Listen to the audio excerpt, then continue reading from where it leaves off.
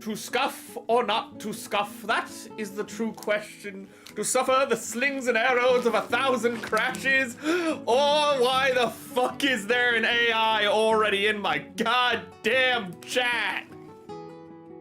Before I, oh my god, why is there a bot already there? Ooh, no. No, that is a very long-winded bot. I don't know. Be gone, bot. Oh god, I hit start stream and it immediately crashed. OBS immediately just decided to go, no. Okay, I think I'm gonna start stream and then OBS just went, are you sure about that? Are you sure about that? I don't think so, buddy. Oh god, it just pulled out a bat and hit me in the knees. Oh, let me make sure. Oh god. And then when I finally start to go live, a bot, I get immediately a follow on Twitch and I'm like, that's weird. And then I look and it's just a bot saying, oh hey, I got 3 million followers and blah blah blah. I was like, I fucking know that scam. God. I might be stupid, but I'm not that stupid. Okay? Call me Charlie, because I'm a high-functioning retard, okay? That joke's gonna go over the people who haven't read a book before.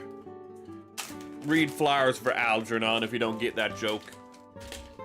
But we have the wonderfully schizophrenic, not describing myself, but describing the build, the GM space command space, whatever the hell its name is, which I've never been had such mixed opinions on a kit, possibly ever before. I'm sure you can go to the last time I said this, which was, I think, only like 2 months ago, but I can't remember what that build was, because I have no memory. But we have done a lot of work on it. We're going to do some little bit of wrap-up today. We're going to do some highlighting in the crevice areas, put some red paint there. And then we're gonna play whatever you guys vote me to play on the YouTube. I can't do polls on Twitch, so I apologize for that. You don't get to have a say. You're second-class citizens. I'm sorry. If you're wondering why he's disassembled, I did not do that. The kit did it to itself. As I said, the kit is really schizophrenic. And what I meant by that is the fact that it either is some of the tightest construction I've ever built, or literally the loosest master grade I've ever put my hands on. And there's no in between. Like, this head is so tight. Like, it's almost like worryingly how tight this head is when you first, like, pull it out and, like, try to move it. Ooh, but then the legs, I'm gonna plug the leg in just to show you this. Okay, the leg is fully plugged in. The laser sword fell off, but that's because of me, not the kit. And then... what was that? 3 or 4 shakes. Ooh. Yeah, so 2 shakes of a lamb's tail, and this thing just falls apart. So we're gonna get some joint thickener next month, probably, and we'll fix that up. But for today, we're just gonna be wrapping up by filling in, doing some cleanup. Let's get the paint out. Let's get the waters out. And let us get the brushes out. This is, I need 3. That's 2. I have 5 and 2. Where's 3? Oh, crap. Did I not put my brushes away properly? Very likely. Very distinct possibility, chat. Ooh. I should not have played Digimon Story Time as long as I did yesterday. I liked the stream, but going to bed at 3 o'clock in the morning was a wee bit of a mistake. I think the professional term is a whoopsie. It was not the correct decision regardless. Ooh. Especially considering I barely had enough time to finish the short today. Oh god, both yesterday and today have really been when it rains it pours kind of days. That's one thing after another. I have to actually do an edit on my redesign to show the artist I have contracted. And I've yet to do that because I just haven't had time to do that today. And it is becoming painfully clear to me. I do not know where my 3 brush is. Again, 5. I know this says 3, but there should be a brush that is 3/0. I should have a 4th brush, and I have no idea where it is. Also, I should have a 1 brush. There you are. You're on the opposite side of the cup. Okay, so here's the 3, here's the 1. And why does the 3 look like it's the same size as the 2? Whatever. Let's shake up the paint. I hope everyone's been having a good day. Ooh, better than the start of my stream, at least. Let's move that. Why is end stream highlighted? Oh god, that has me paranoid. Okay, so it's YouTube, don't be awful. And let us... I love it when you take off the lid and the lid says no. Let's find the 3 again. That's the 2 again. That's the 1. That's the 5. There's the 3. Let's get the topics page out.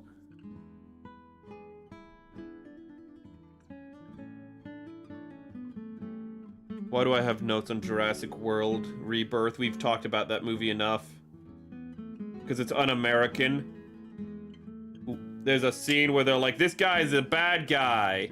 And they're like, how do you know he's a bad guy? He's holding a gun. And it's like, he's on an island full of dinosaurs. I hope he has a gun. If she's lying, why do you have a gun? That's a non sequitur. What do you mean if she's lying, why do I have a gun? That's... She must be telling the truth. You have a gun. What? Can you like elaborate on your line of reason and logic there? Ooh. Man wants to cure cancer. Ooh, but you know, he wants, you know, a return on investment because, you know, it's gonna cost money to do all the research, and the movie's like, well, that's evil that he wants a return on investment. And that's the bad guy of the movie. You might feel like, oh, well, like, is he planning to, like, be super evil about it? No. Ooh. He just wants to, like, make the cure to heart disease, but then sell it. I was like, well, what do the good guys want? Well, they just want to, like, make the dino blood open source. Just make it so everyone has access to dino blood. And it's like, well, how will they, like, use the like, how does... you can't open source, like, a raw material like that. Like, they'd have to scan the dinosaur blood, and then, like, whoever scans the dinosaur blood would have the rights to the dinosaur blood, like, the genome of it. And the movie's like, nah, don't worry about it. They just open source the blood. What a fantastic movie. You have arrived. Welcome, Opus. We had a bit of a start and go to stream. OBS had a bit of crashing issue, you know, just typical. Let's take the arm off.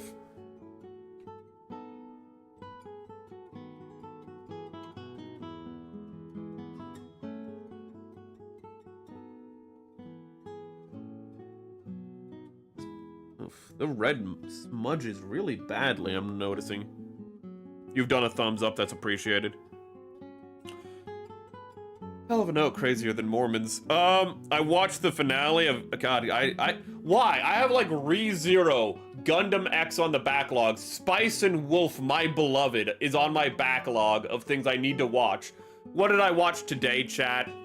I watched the finale of Has Been Hotel Season 2, because I hate myself and I think I deserve to suffer. You know? I want the pain.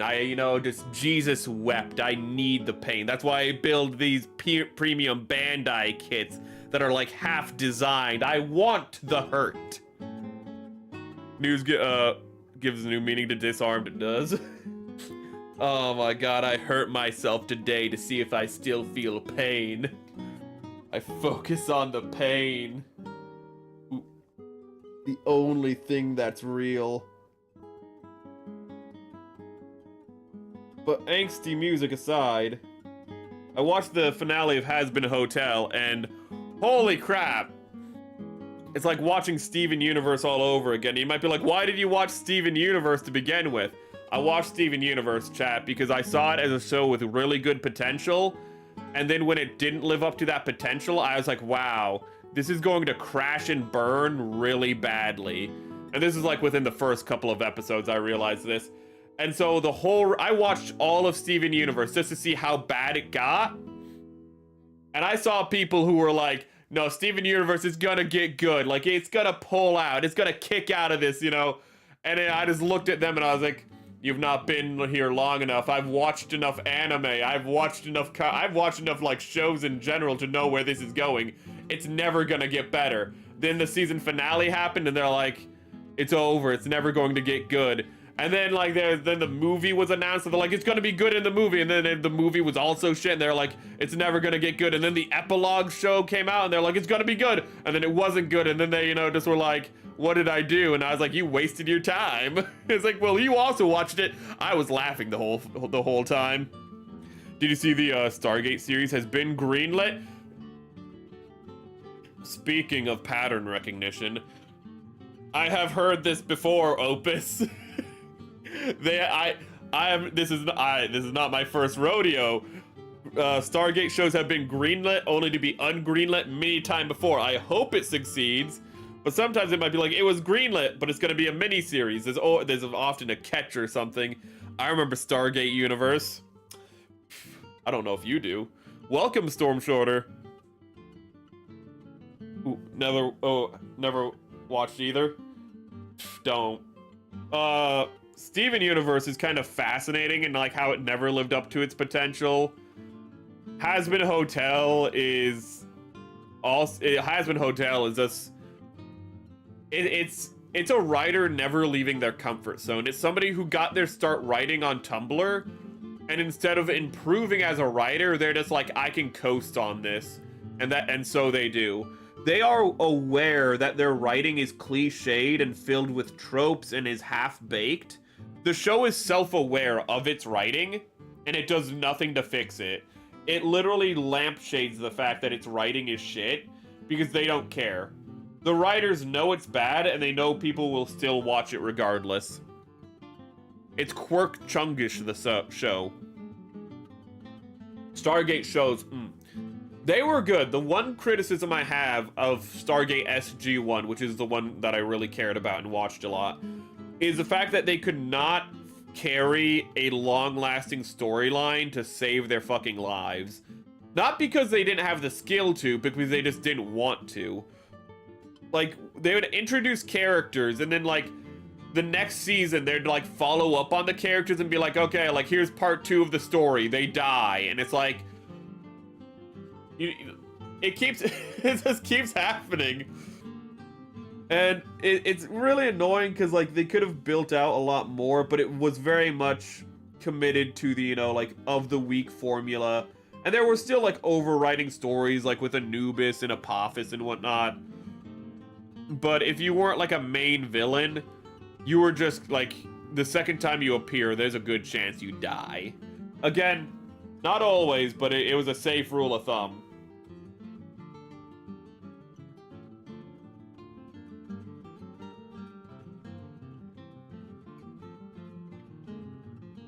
It was also fun. I love how just they showed technology progress in the show. Like, humanity, like, took the technology and was like, yeah, we're gonna use this, we're gonna make ships out of it, like, why wouldn't we? And it's just like, that's a good point, why wouldn't we? I even like Stargate when Richard Dean Anderson left. I like the years with the guy from, what's his name? I don't remember his name, but the guy from not Babylon 5, you idiot, Farscape. It's kind of weird how Dana Black, I think her name is, and the like lead actor for like Farscape are just on Stargate SG-1 in the later seasons. Ooh. I love how, I think it's season 2 or 3, where like the show was kind of like becoming its own thing and it wasn't beholden to the movie as much. And so the guy who plays Daniel, the scientist man, was able to like not have to like look like the original character from the movie as much. So he like cut his hair to get it shorter, and he just started like not wearing baggy clothes to hide the fact that he's actually ripped. And it just, the Daniel Jackson, the nerd of the like group, is the second most ripped character. It will always be funny to me in Stargate. Like Daniel Jackson just being massive under the baggy clothes will always just be funny to me. Oh god. I think everyone's, like in their top 5 episodes, I think for everyone it's the time loop episode, the Groundhog Day episode, where in Stargate there's an episode where they get stuck into a time warp, and Teal'c and I forget his name for some reason. I remember Richard Dean Anderson is the actor, but I'm not remembering for some reason the character. O'Neill. Teal'c and O'Neill are like in a time loop, and at a certain point the loop starts over, and it's really fun because like at a certain point they just kind of start like not caring about it. Like somebody, I think it's Daniel Jackson, points out to them because they're in a time loop with him, and he's just like, well, you'd be able to do things without consequence. And they're just like, yeah, you're right. So there's just a montage of them doing shit without consequence. For example, like Teal'c, every time his time loop restarts, a door is opened in his face. And so he just pushes the door closed on the like dude. He's just like, I don't care, like I have no reason for manners. There's a scene where like during the montage, no, that's a later scene. But like they're playing golf with the Stargate open. Like they're just hitting golf balls into the Stargate. There's a scene where like O'Neill throws his golf club back, and the base commander is like, what the hell are you doing? And it's just like, on the backswing. Welcome, Gundam, you've arrived. You choose the wrong thing. Sadly, you can't take votes back. Ooh. There's only 2 options. How do you get confused? Ooh. But that one's fun. I like it when they're helping Daniel, like they're using the fact that they're in a time loop to help Daniel Jackson figure out the translation for like the hieroglyphs to get out of the time loop. And what ends up happening is that they just start getting bored when they have to wait for Daniel Jackson to catch up to them, because they've just been through the loop so many times, they've just memorized the lessons. But Daniel still has to learn the lessons every time. So while they wait for Daniel Jackson to learn, they just, O'Neill just starts to juggle, to pass the time. And you just see like Teal'c look over at him. Then it does like the flash for like a new time loop to happen, and when it does the jump cut, it just has like Teal'c trying to juggle, and then just does another flash and it's Teal'c getting better at juggling, and then does another flash and it's just Teal'c and O'Neill juggling. It's just ooh.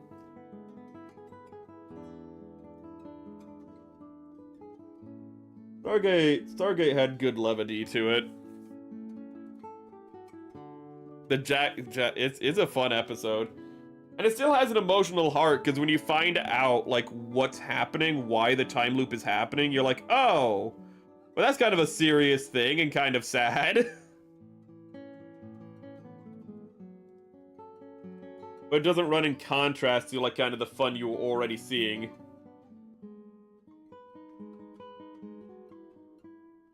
You can tell, though, that the actors had fun kind of just having to do this, like, they had to do the same thing over and over again, but that's kind of what you do in acting already. But they kind of, like, got to do what you don't get to do in acting, and that is actually react in a different way to having to do a scene over and over again.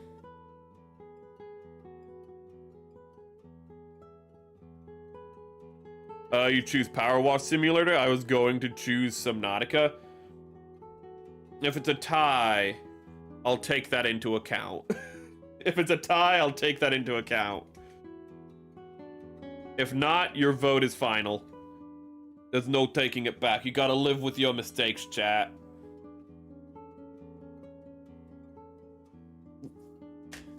Lighter fluid, please?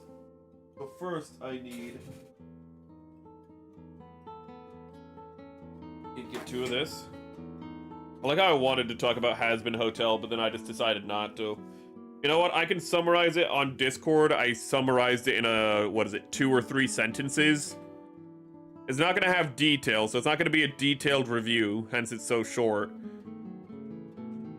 But I said, watching Has-Been Hotel, I wonder what's worse, the writing or the theology. And then Neon Wave actually chimed in and said, like, why not both?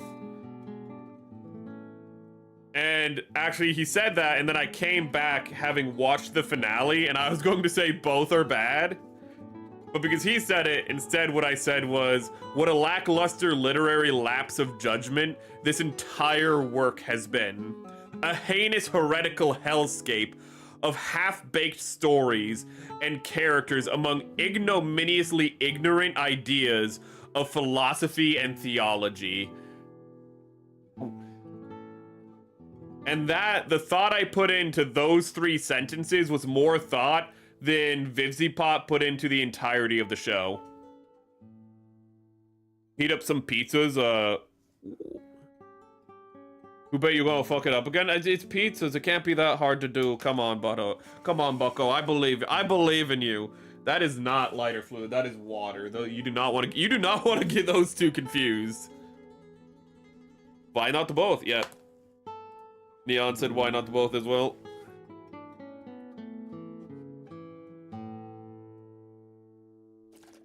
Oh my god.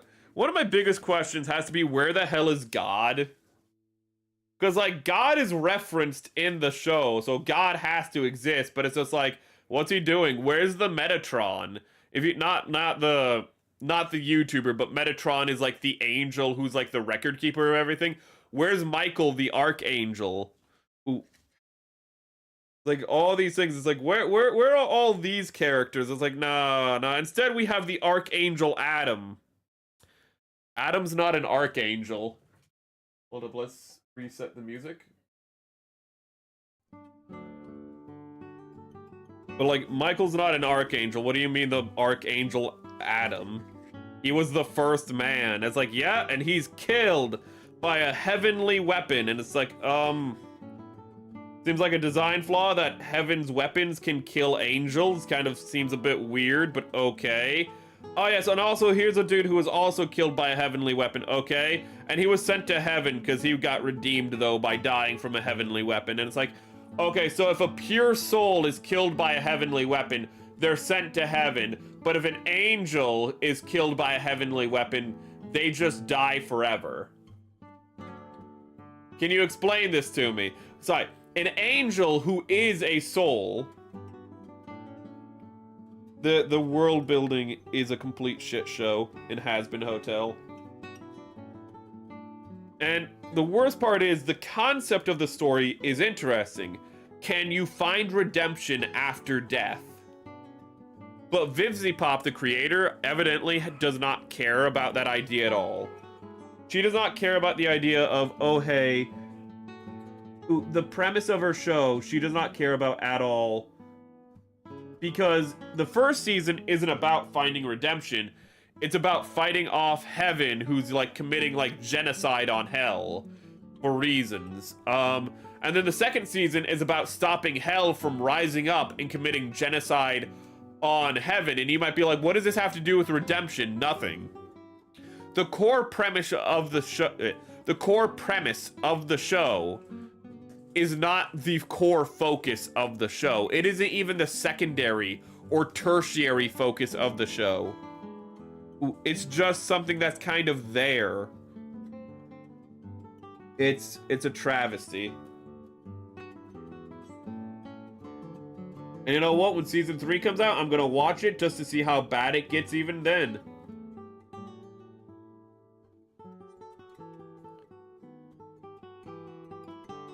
It's a pizza, you can't fuck it up. Yeah, that's a bad choice of words, actually.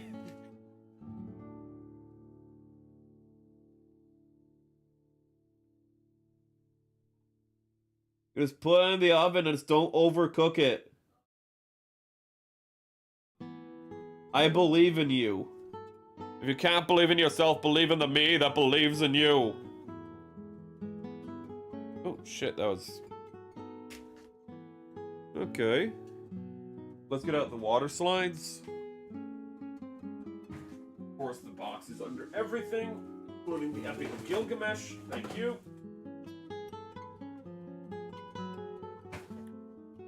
A few more water slides to put on, so let's also get those on. That way the stream is not misleading.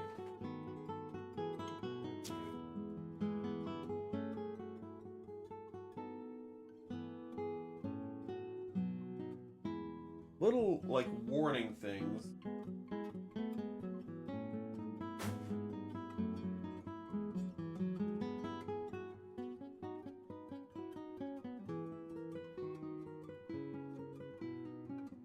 Ooh.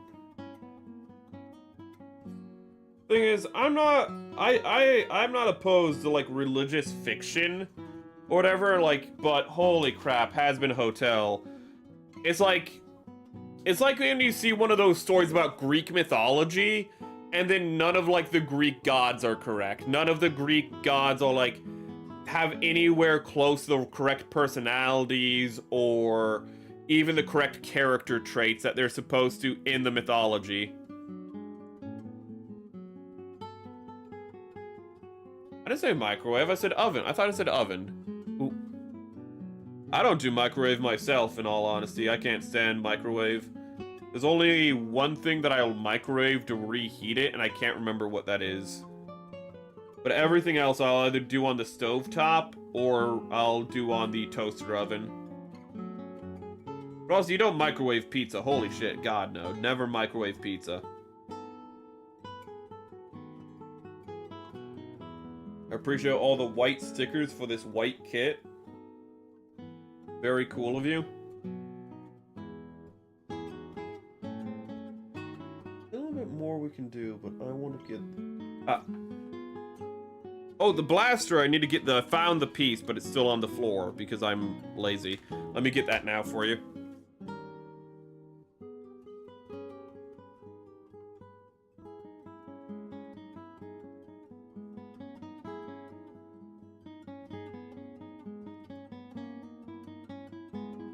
Bend over.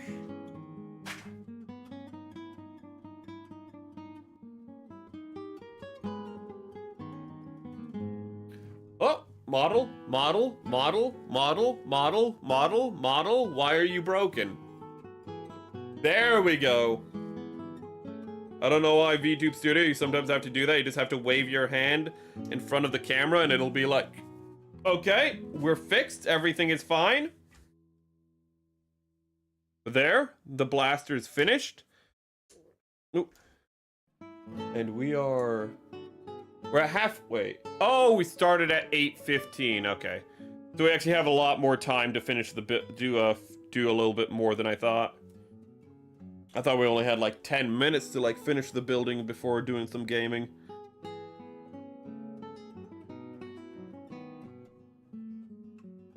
That's a...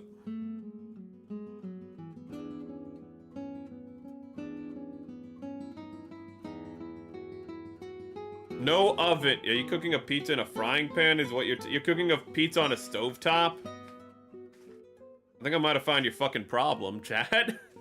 I don't think that. I think that might be one of the worst ways to cook a pizza. I hope I'm misreading that, but I really hope you're not telling me you cook a fucking pizza.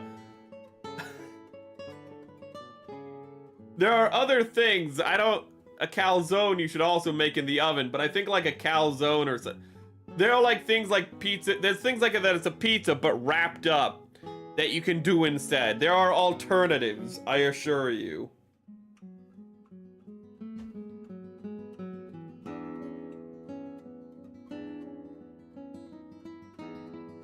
Nope.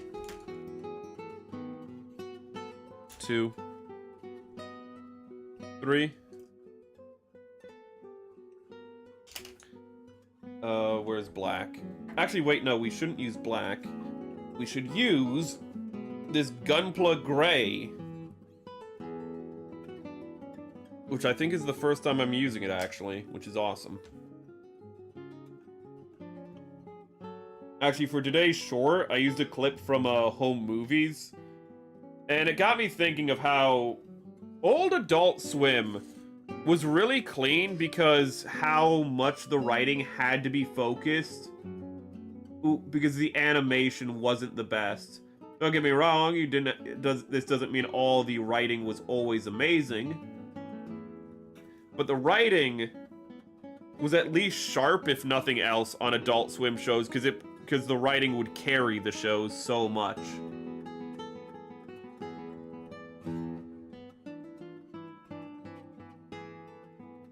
And Home Movies is a good example of that. The animation is nothing to write home about. But the dialogue between, just say, like, Coach and the main character was always good, because you have, like, the main character is, like, this kid trying to figure out his way in the world. And then you have Coach, which is just, like, a deadbeat, you know, like, life-going-nowhere guy who's just telling him, just like, yeah, here's some life advice. And it's always, like, the worst life advice ever. And it can kind of tell the kids, like, well, this doesn't seem like good life advice, but he's also an adult, so... Reheating.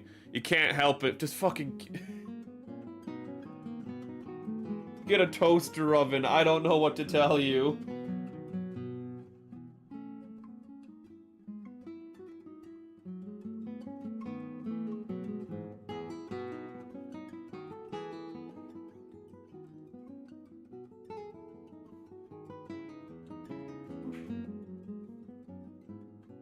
There we go. Oh, and as it dries out, that's looking really good. What was I talking about? Not calzones, that's what I was talking about earlier.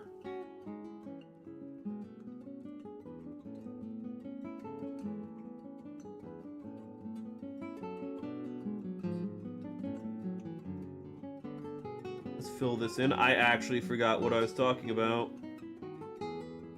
My brain is kind of all over the place today. A little anxious, as it were.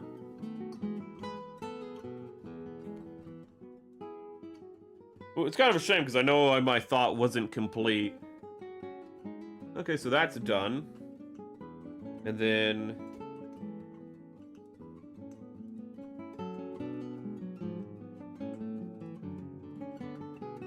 Oof. Oh.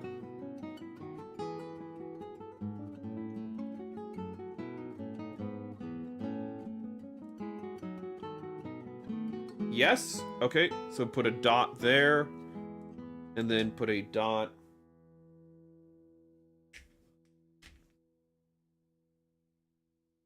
That's way too much paint. Let's see, can I get...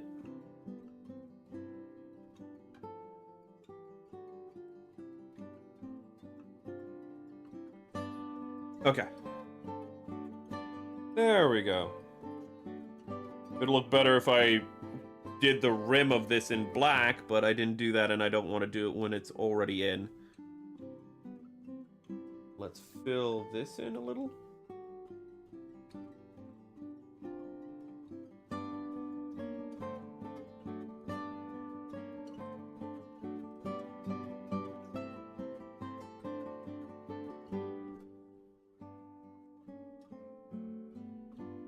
Ugh. Okay. I'm gonna need to clean that up. Matic, my brain don't work good. It's fine. As I said at the start of stream, I'm like a high-functioning retard. Call me Charlie. Call me Charlie Gordon. I'm the smartest retard you'll ever meet.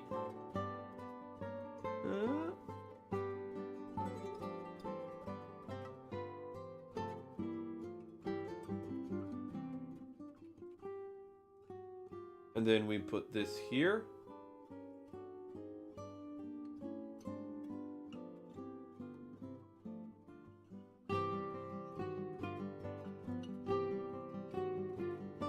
I'm just going to use the X-Acto knife to clean up. The bottom is burnt again. I can believe it if you're making on a fucking stovetop.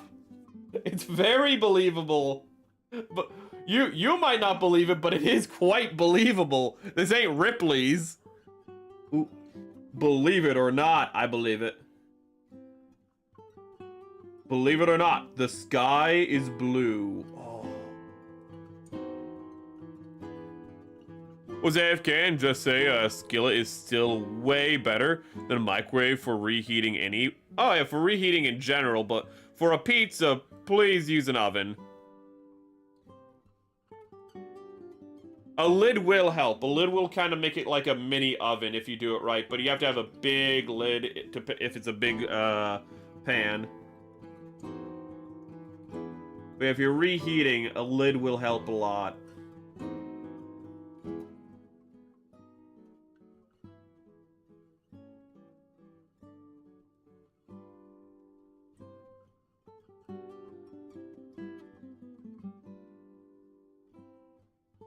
Honestly, just eating the food cold is a lot of times preferable to a microwave. A lot of people just aren't used to it, but there's a lot of food that's fine cold. I'm not gonna bother with the bottom of the feet. And I think with that, yeah, let's move to the water slides.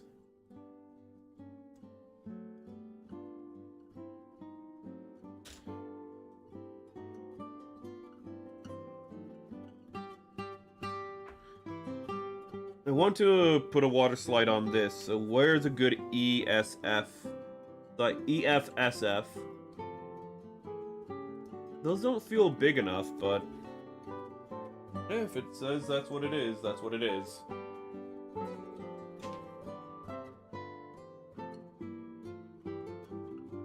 It is blaster finished.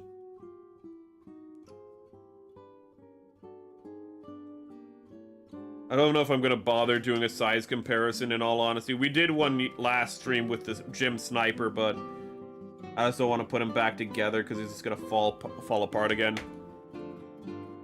Leftover pizza, ooh, is real. Gluten leftover pizza is real good. You have to reheat though gluten-free leftover pizza, which is a tricky game. Thank you, remote, for being there, but I don't need you. I do need my tweezers, though. Where are my tweezers? I put them away. Oh, God. Curse my responsibility.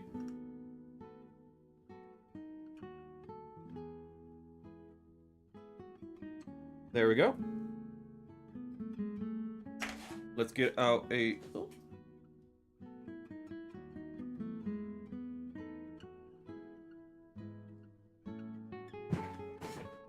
Let's get out a new Q-tip. And let's transfer this on. You fucked up a lasagna using a microwave? I mean, I feel like lasagna and microwave, again, don't go together too good. I hate you. I hate you so much. If somebody took the ramen I made for them and reheated it in a microwave, I'd smack them in the face. I'd bop them in the lip. Okay, I guess it's on my thumb now.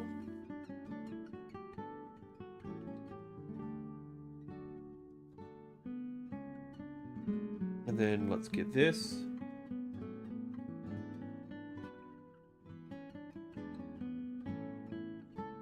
Oh, do room temp, but not cold pizza. Honestly, like... Honestly, day-old pizza that's been in the fridge, it's gone like a little stale. Honestly, kind of peak. I'm not gonna lie to you, chat. It's a little peak. Ooh. In the Midwest, that's a delicacy. Some Papa John's, a day-old Papa John's pizza, you know, 2 slices left from the pie from the night before. Mamma mia, pizzeria. That's peak. You take the pepper that comes with the Papa John's and you eat the pepper and you have those last 2 slices and you can feel yourself die a little bit inside and you're like, yeah, this is Midwestern living. Frozen lasagna? Okay, I can see that. if you tried to heat it from a frozen state. Sometimes you just get a little impatient. Ooh. But you know what you never have to worry about like doing that with? If it was in an oven.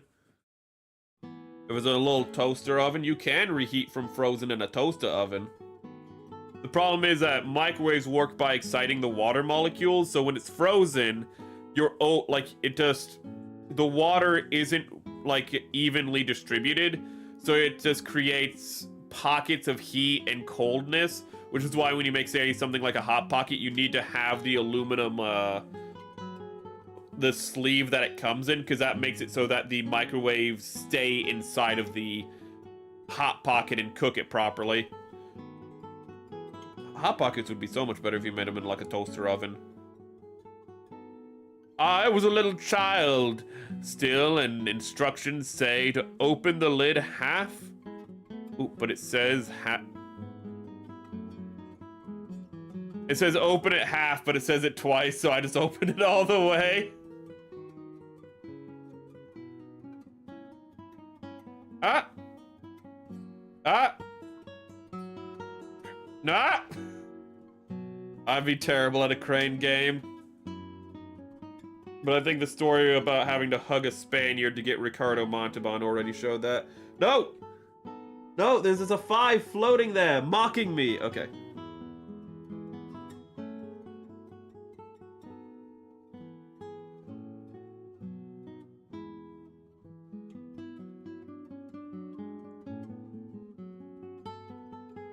Excuse you! Excuse!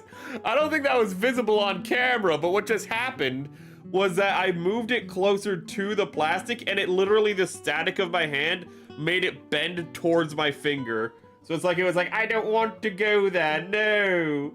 I don't want to be put on the plastic. Excuse you, you don't get a choice in the matter.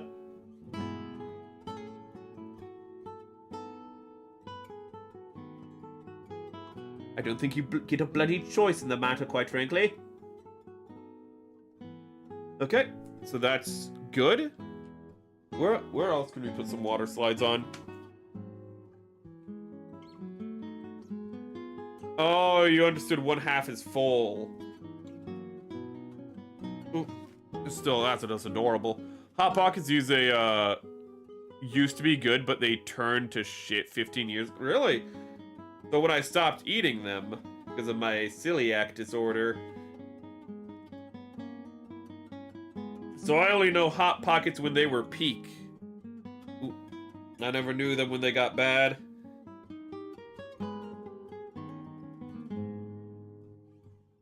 Not surprising though, a lot of things do that. Actually got some Feels Good, I think is what it's called. It's actually a really, it's expensive because it's gluten-free. But actually, it's like really good. The mozzarella sticks stop breaking. VTube keeps breaking. The mozzarella sticks and the and like the dumplings and whatnot are really good, but they're just so damn expensive.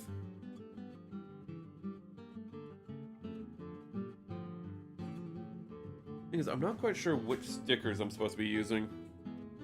They are numbered, luckily, but. Let's see here. 10.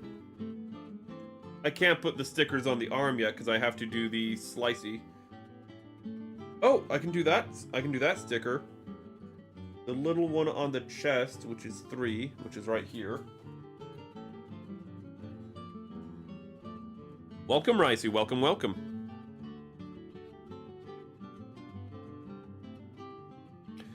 I only had them in the early 2000s. I never got to the late 2000s when they went downhill.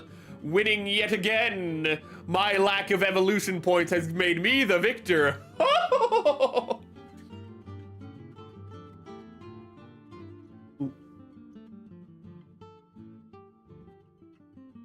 I'm actually surprised that there's no like gluten-free like Hot Pockets or Hot Pocket alternatives now that I think about it. You think that there would be? Ooh.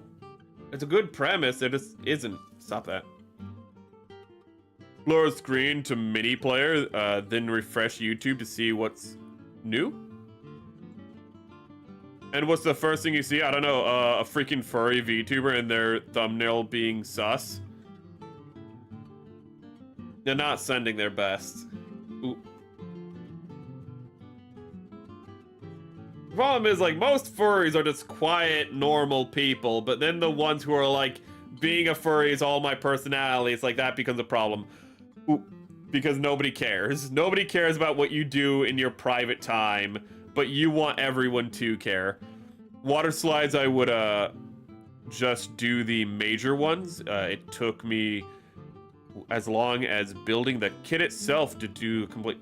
Yeah, the little things like the 10s and whatnot, like the little warning labels, I think I'm gonna avoid, especially because I still look how messy that is. I have to clean that up and whatnot.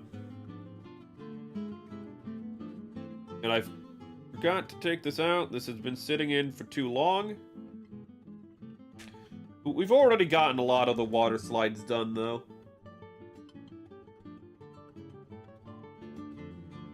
This is a very casual, oh hey, let's just put things together. These gloves are way too big on my hand.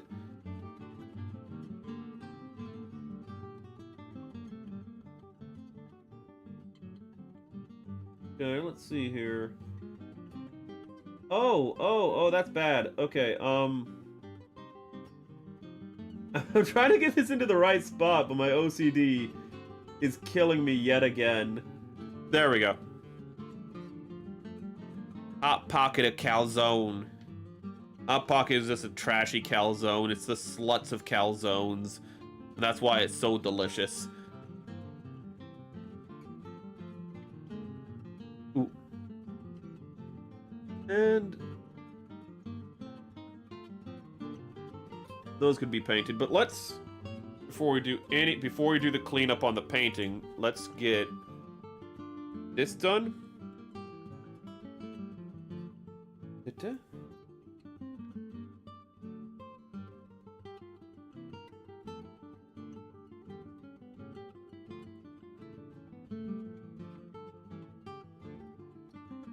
We already did those parts. So we should do the softener. But where are the other water slides that I put on? Oh, they're right here. They're on the gun.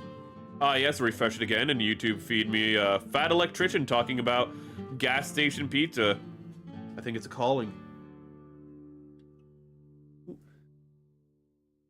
Gas station food is pretty much really trash, but like depending on what region you're in, there's always like one thing that they sell that's like really good, which is always weird.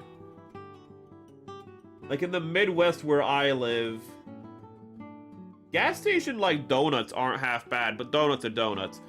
I'd say that the gas station, not hot dogs, but there's like a hot dog wrapped in like a churro or something.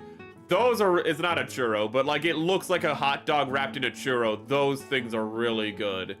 Well, I haven't had one of those in like a decade, but those are so good in the Midwest.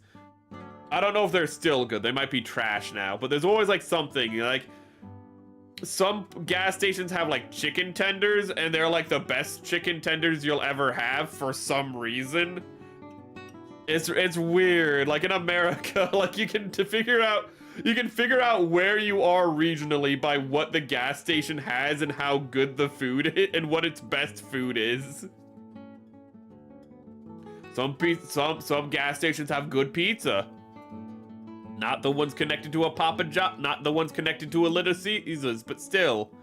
Little Caesars, that's the trashiest of the pizza. Oh god, but do you love it as a kid? Refresh again. People over at Bandai had a live stream like 2 days ago revealing all the upcoming stuff. Yeah, is that where they revealed the Hammurabi? Ooh, because we talked about that a little bit earlier this week. Gas station hot dog and that's it. There's more. There's more to have. There's so much more. God, they probably put like MSG and like other stuff that cause cancer into that food, and that's how you know it's delicious.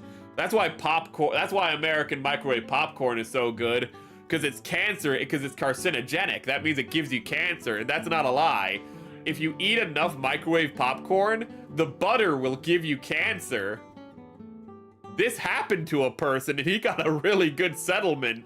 Now there's a warning. Some gas stations have a good food. Hell, small chain around. Yeah. Frog legs. Ooh.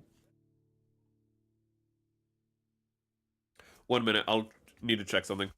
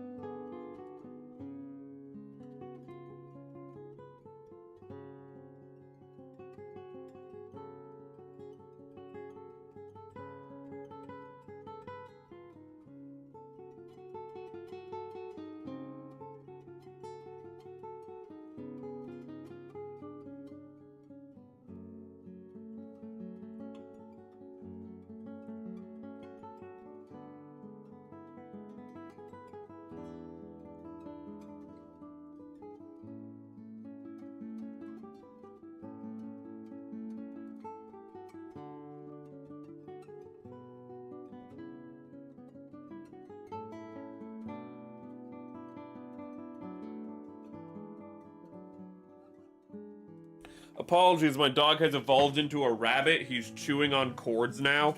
Okay, let's catch back up. The high-grade Sandrock Endless Waltz is stupidly overpriced for a small kit. Oh, high-grade. I was like... Is it a P Bandai, or is it just really expensive? Ooh. I can't remember if those Endless Waltz kits are going to be P Bandai or not. Welcome, man. Sorry that I had to get up when you arrived.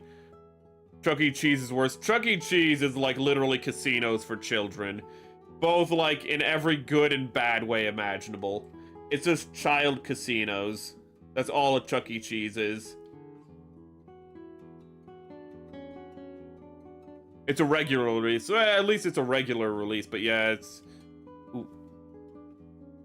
High grade. It's a very small kit, as you said, because those kits are like, I think only like 17 meters or 16 meters, the Sandrock, the Gundam Wing kits, so would be a stupid price. $45, I'm guessing. It's 4180 yen, so I'd say it'd be around 40 bucks plus coming with shipping. I feel like I was pretty accurate.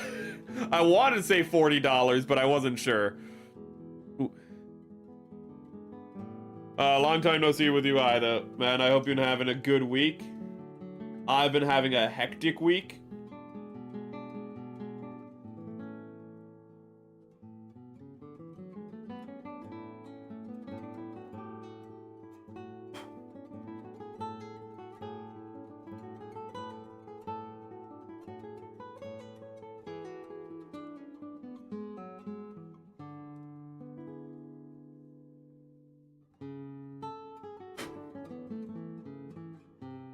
Looks really nice once it's cleaned up. Ooh.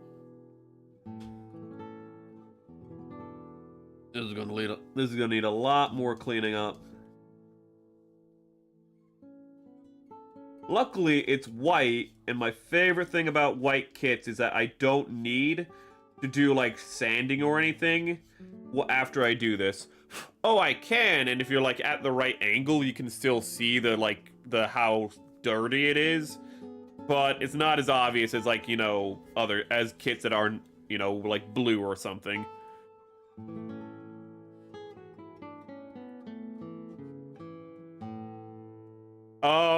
Endless Waltz isn't P Bandai. The customs are P Bandai for some reason. The like the, you know, hell, the hell's, the Death Scythe Hell. I don't know, I was struggling with that. Death Scythe Hell, the Ultron, the, not the Wing Zero, but the Heavy Arms Custom. I think that's what you're thinking of. The Endless Waltz, though, apparently will be open release. Ooh, perfect grade new. It's next year's June. Okay.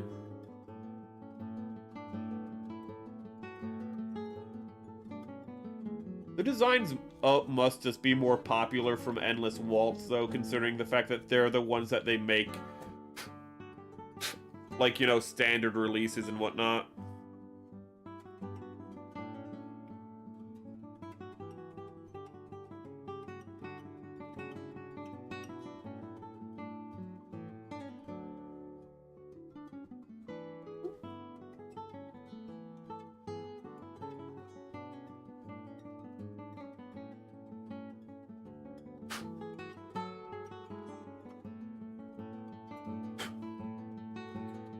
That's all cleaned. Do a little cleaning here. I mean, the kit is beautiful, and when it's disassembled and you kind of forget that all the joints don't work, you almost get tricked into thinking it's cool again. Then you remember all the problems with this little bastard. And you don't let yourself be fooled for a second.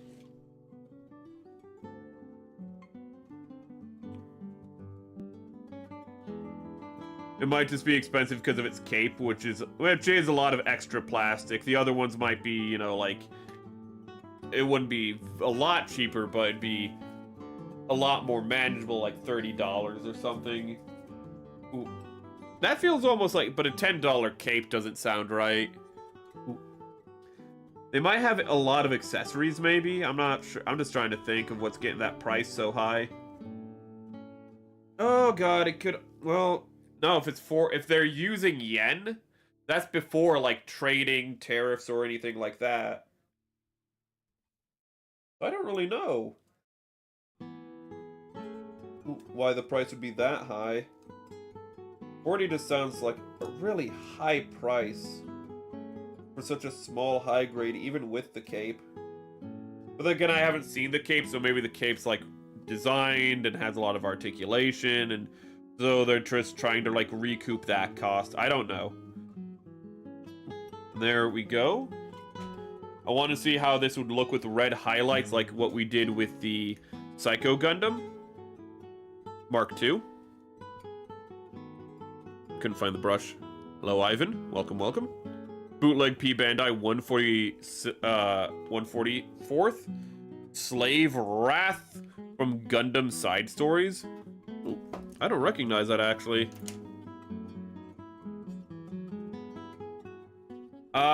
Okay, so it's a new material. Actually, it being a new, unique material, actually, you would. Ooh, especially if it's experimental, could explain a lot. I don't think there's ever been a kit that I don't want to put back together before. We kind of get the gist. This is what he looks like. This is the kit, effectively. A little bit of a goober.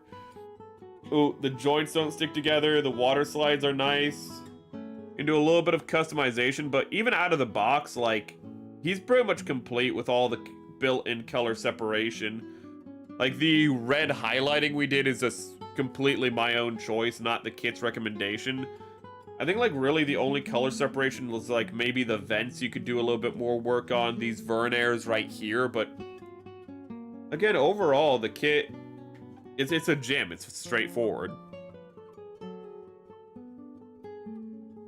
Ooh.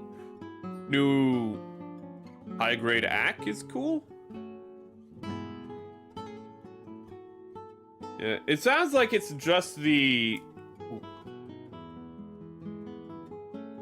Kind of wonder if it's all high grades getting more expensive. The old ones, like, I know they increased the prices, but not a lot.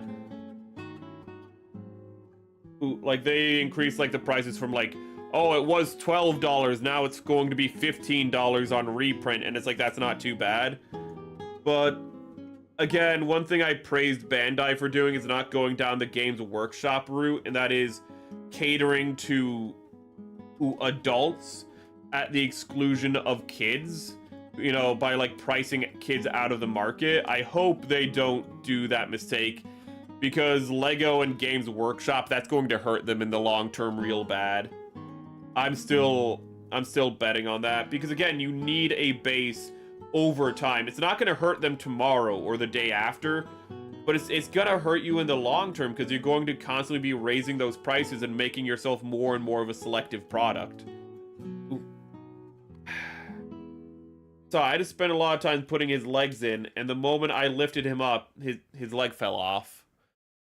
This kit is the most disappointing kit I've ever had the pleasure of putting together.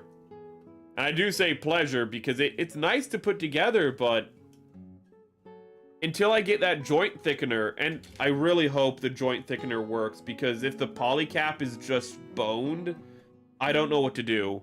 If the polycap, like if I get the joint thickener and the polycap just molds and makes it so it still doesn't hold it, I don't know what to do. But that's the kit for right now, I think, and we're at an hour. It's such a good kit, if not for the fact that it's just also terrible. If not for the bad things, it would be really good. And it's just so disappointing in that regard. Its legs just... The arms can be loose, but the legs just... They fall off. I don't know how you'd ever be able to put him on a stand, because, like, you know, when you're on a stand, especially a high-grade stand, you have to fiddle around with it a lot, and the legs would just be constantly falling off. Even if you just, like, had it sit there, you get it in a pose, and then you put the legs on, the legs would fall off from just gravity. That's how bad they are.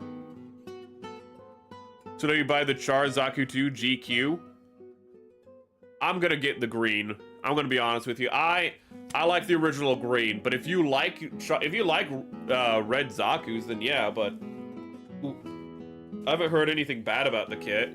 If you like red Zaku's, then yeah. But if you prefer like the green or blue, then like get the police type or the standard issue type.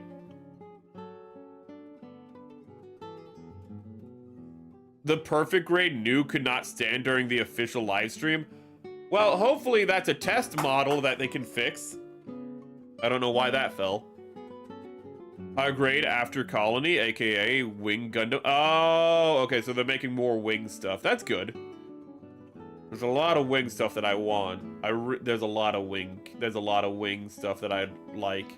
There's a lot of Gundam X stuff that I'd like, but we're not getting that. Plan to get anything for Black Friday? Nothing specific, but I'm gonna go shopping around. I'm gonna drive around the Midwest. Ooh, I'm gonna drive hours upon hours because I'm gonna have nothing better to do. You get into marker bin, able to... Yeah, I ordered the marker pen to thicken the joints, but it's not coming until, like, it's not coming until next month because that's just the best I could get. You can just use super glue and add the thin... I know that. I can also add... I don't know where it is right now, but I have, like, plastic cement that would also work. I have, like, thick plastic cement that would also work, and then, you know, like, I could mold it and whatnot, but I want to try to use the pen because I've done that before, and the plastic cement and super glue method is just... It's a lot of addition and subtraction. So I'd like to use something a little bit with a... I'd like to use a scalpel instead of a sledgehammer.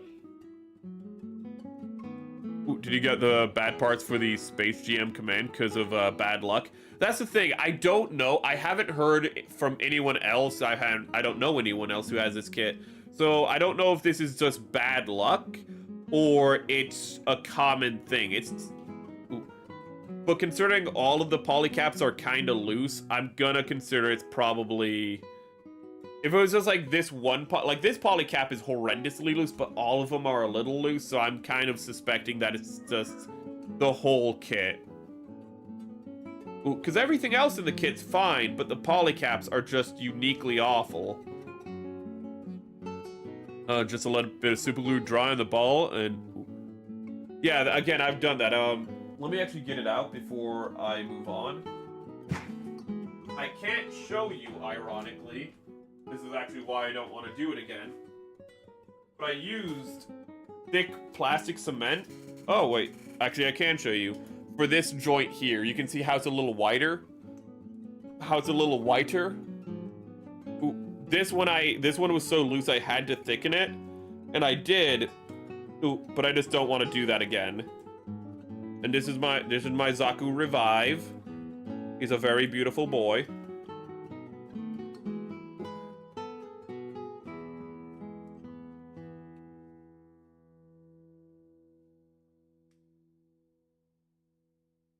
Biggest, okay.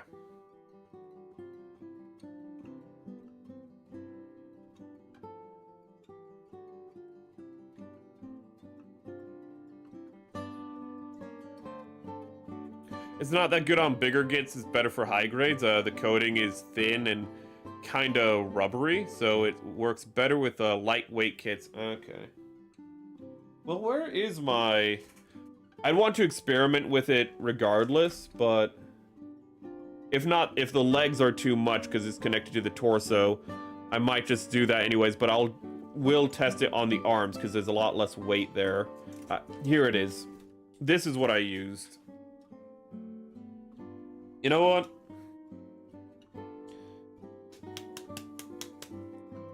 I'm gonna use it now, actually. Oh god. Oh god, it just... Ooh, it just started spraying.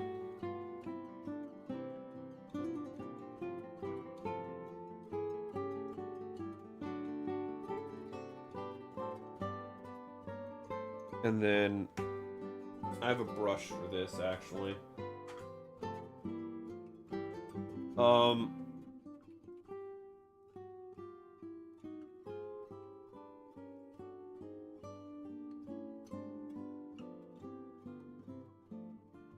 What I hate about this stuff is it strings really easily.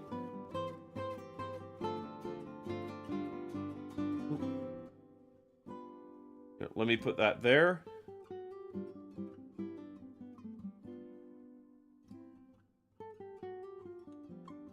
It feels like you're using a hot glue gun when you do this.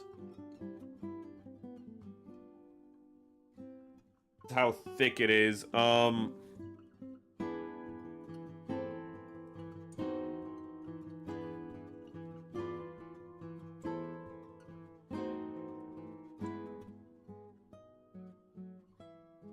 Ooh, but it doesn't make your fingers sticky, at least, like super glue does.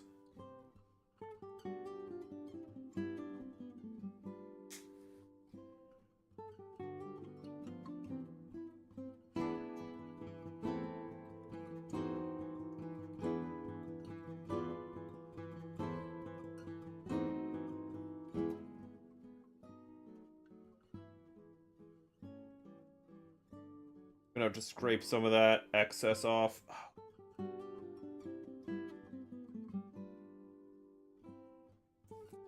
I'm actually just gonna take off my gloves completely for this.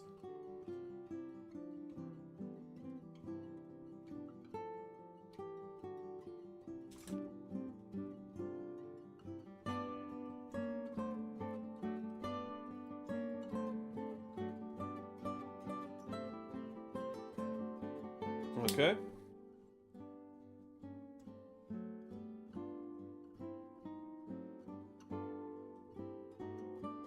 Yeah, and I'll just have to sand that later.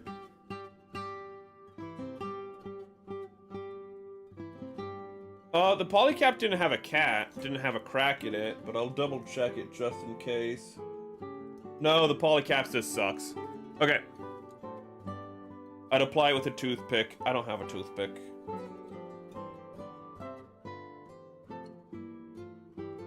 I do have this.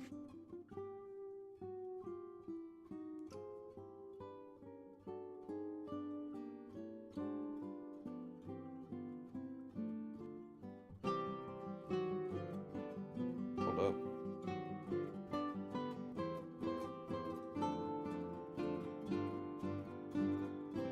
Okay, that one's done, and get a little bit extra for this one.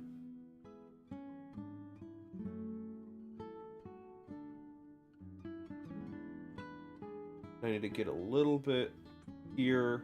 Oh. Sorry that I can't show this as much as I'd want to.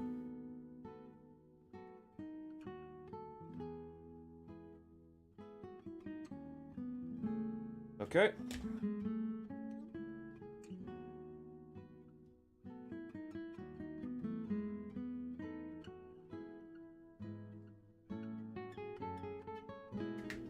Ugh. Hands, how scandalous, I know. Ooh. They won't be on stream for very long. Because we're gonna now wait for that to dry and we're gonna see what you voted for.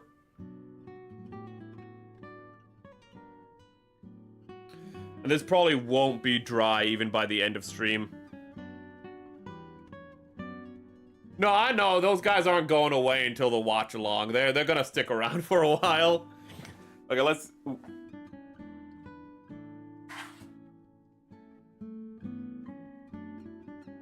Move all this stuff.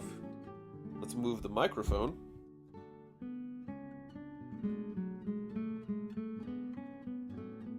Let's put that there.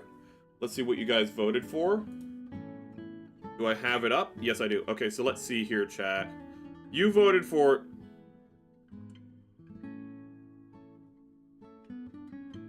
Okay, this is a little awkward, because I know one of you voted for Power Wash by accident. Ooh.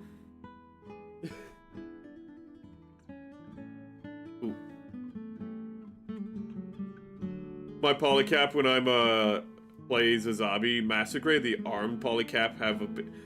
The zombies sound cursed, because, like, the perfect grade, the high grade... not the perfect grade, sorry, the real grade, not perfect grade. I don't know about the perfect grade. I don't know if there is a perfect grade. But the real grade, master grade, and the high grade all have problems. The shoulders on the real grade break. Your polycaps are fucked up on your master grade. The high grade, its legs don't stay on. It's the Sazabi, everyone's favorite kit, and the kit that Bandai cannot design.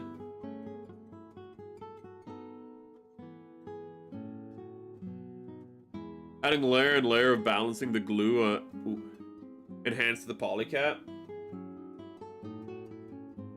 Honestly, putting in the polycap itself might be a better idea. I don't really know. You're back after a good. You don't need to share that. I'm happy for your I'm happy you had a good, movement, but you don't need to share that. Okay, well, somebody just voted for Power Wash again, so it wins. Fuck it. Ooh. Morning, everyone. I'm surprised, Paul. I'm surprised Power Wash won, actually. Well, I was giving it a little more time to see if it would tie. Yep, fuck it. This is the high grade. Its arms also fall off. It's a mess. I think it's just because it's such a big kit that, like, the parts just come off. Like, the polycaps are, like, for, like, a kit that's, like, that's half its size, and I think that might just be the problem. It's just not well situated for it. Let's also, where the hell is OBS? Ooh, there's OBS. Okay. And then I'm having a little bit of a stroke. Don't worry about it. Don't worry. Oh, right. I forgot to move the camera. I was like, I'm not having a bit of a stroke. Don't worry about it, chat. I forgot. That's the thing I forgot to move with everything else. Ooh, but we're going to be moving into some Power Wash because we've gotten to the end of this. So let me put this. Where's my mouse? Let's get to hand cam. Where actually is hand cam? It'd be like right here. There it is. We actually won't get rid of him because I want him in his horrendous glory to still be on screen. Let's just put him in the corner. Let's put baby in a corner. Let's get chat up here so I can see it. Damn it, I'd say skill issue. Every grade of this zombie is really nice. It's just very minor flaws that won't ever notice unless you're a caveman. How do you pronounce the name? Yueho? Yuho? Wouldn't it just be Yueho? I don't know. I guess Yueho. But, I am a caveman is the problem. You're talking to somebody who is probably a literal Neanderthal, so, counterpoint, I'm a buck and a guy gene. Have you considered that, Ricey? I am an idiot. Ooh, but also, I do take care of my Sazabi. It's like still fall off whenever, like, I want to move him. It's just that loose. It's just, it might just be a me issue, but the polycaps on him are just awful. Okay, let's see here, and let's open Power Wash. Oh, actually, let's Steam. And while Power Wash is opening, unable to sync with Steam. What do you mean unable to sync? What? I did open anyways. Let me switch over here to Power Wash. Oh my god, actually switching topics on Twitch stream? I know, unheard of. Power Wash Simulator 2. Done. Okay, and the game's not up. Let me get the game up for you. But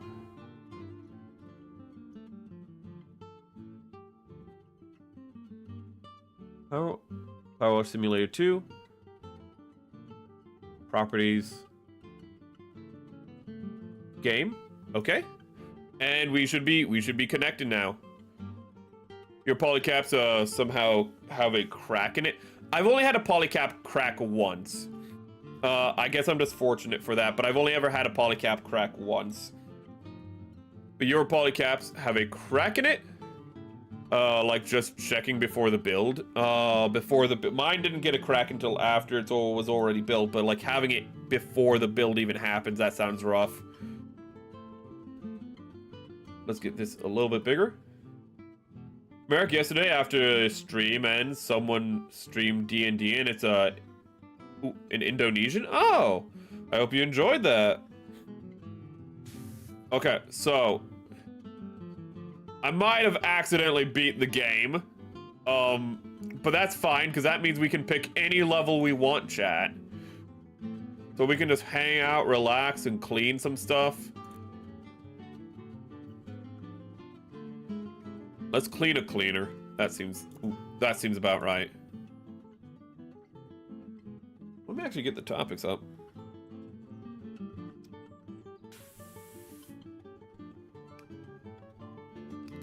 One thing that annoys me about this game is you have to like reselect the high-end stuff for some reason. Did it? But in the first game, I never used the soap at all. In this one, the soap is actually satisfying. I don't know how they did that. Well, I think that just what they did is they just made it so the soap wasn't specialized anymore. The annoying thing is like how you'd use the soap and you'd use it on the wrong surface and then it wouldn't be like, it wouldn't do anything. You're still setting up the campaign? Well, that's still nice to see, like, you know, what's gonna happen to the players and whatnot. Power Wash 2 is fun. Ooh. Nice fun game. Actually, after I beat it, I haven't done this in so long. I actually went and got all the achievements in the game just to see if I could. And they're all really simple to get. But I don't remember the last time I actually went achievement hunting in a game. But Power Wash is just fun. You just want to go back in and do it again. You want to do tedious. It's a tedious game, but that's the appeal.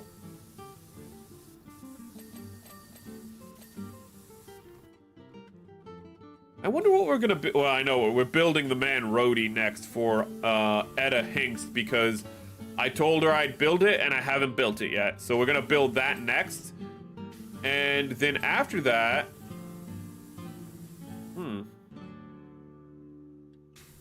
I should start the poll for next month. This week, actually. I should start it tomorrow or on Friday.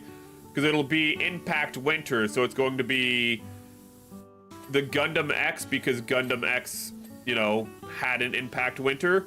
It's going to be... Oh god, I can't remember everything that's going to be on the list because there's so much stuff. Because I actually had to really dig for this one, but there's going to be a piece of resistance on it. Winter? Wanter! My favorite month, Wanter. Sorry, I had to type in to search for it. The Gyaradoga for Char's counterattack. The Zaku for, you know, the 1 year war, because all of these are Impact Winters. And then the piece of resistance, the AT-AT. And if it loses, I'm gonna genuinely be surprised. Uni is so badly designed, the 6th floor isn't connected. So you have to go down to the 4th floor to get across the climb back to the 6th floor again. Oh my god.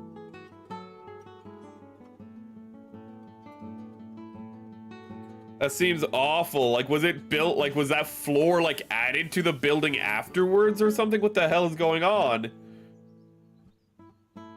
The normal space roadie. I don't have a monkey roadie, but if I get one over the weekend, I will ask Edda if she wants me to build that instead, because I will be going out of town and to a place that has a good hobby store. So if that hobby store has a monkey roadie, I will be getting it. And I'll ask Edda if she wants me to build that instead if I do get it.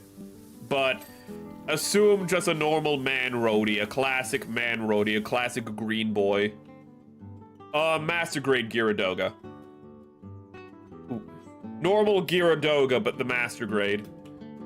Ooh. Which could make it good competition for the AT-AT.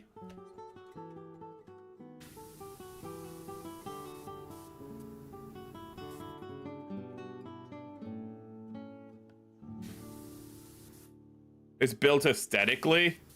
That's not what... In architecture, you're supposed to balance the two. The building looks really nice, but it's unlivable. But my god, does it look good. Nobody will want to live here, but you know what? Everyone will want to live next door.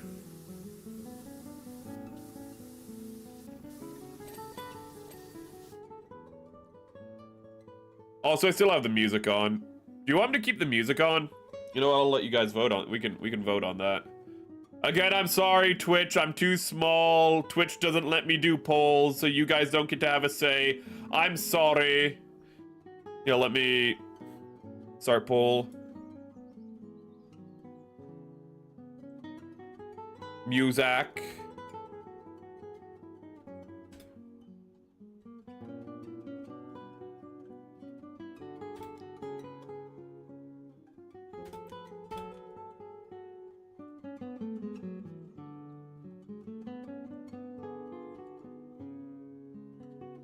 Ooh, I'll let that poll go for a few minutes.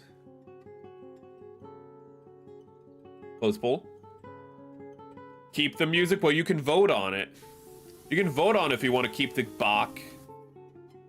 They want to... Ooh.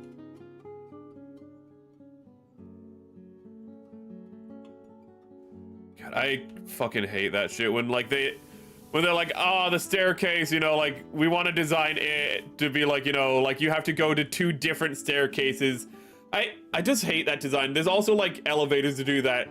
But usually it's in a hospital or something, and for hospitals, there's actually, like, because the hospital was expanded is why that happens, but I hate in, like, normal buildings where it's, like, the elevator only goes to the 4th floor, so you have to get out, then go to a different elevator, get to the, like, you know, the 7th floor, and it's, like, why? You know, or when it's, like, or when the staircases do that.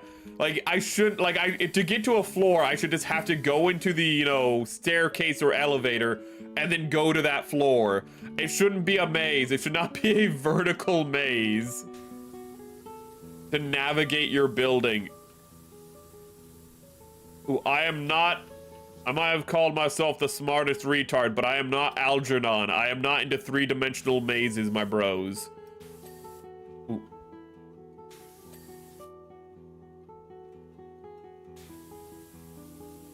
How am I supposed to get to that? How did I get to that before? Okay, I guess that's how. This game's a lot more forgiving than the first one. The first one could be so annoying as to like where you're supposed to be shooting, where you're supposed to be like cleaning. This one helps you a lot more. I've never felt frustrated as to like, where do I go next? The game's like, no, no, no, no, here's where you go, buddy.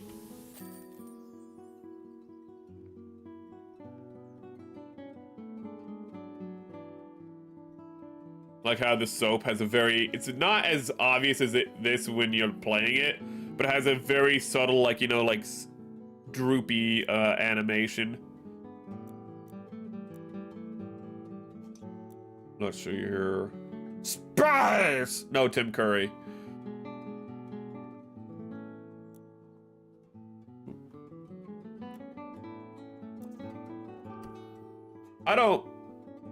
I did not read the story of this game. There's like two. Actually, wait a second. Nah, you know what? We're already here. We'll do this one. I hate that it does that. But there's like 1 or 2 levels where I actually paid attention to the story of this game. I was just relaxing. Ooh, it's just a nice, relaxing game, though. You need a small, only 4 floor, no elevator needed. The stairs are 3 guys. Oh, is a decent 3 guys wide. That's not that bad. All the fucking staircases that I go to, they're usually like just like 2 dudes wide. I mean, those are 2 Americans, so that's like still pretty wide, though. To be fair, they're 2 fat Americans wide. Ooh. God. Ooh.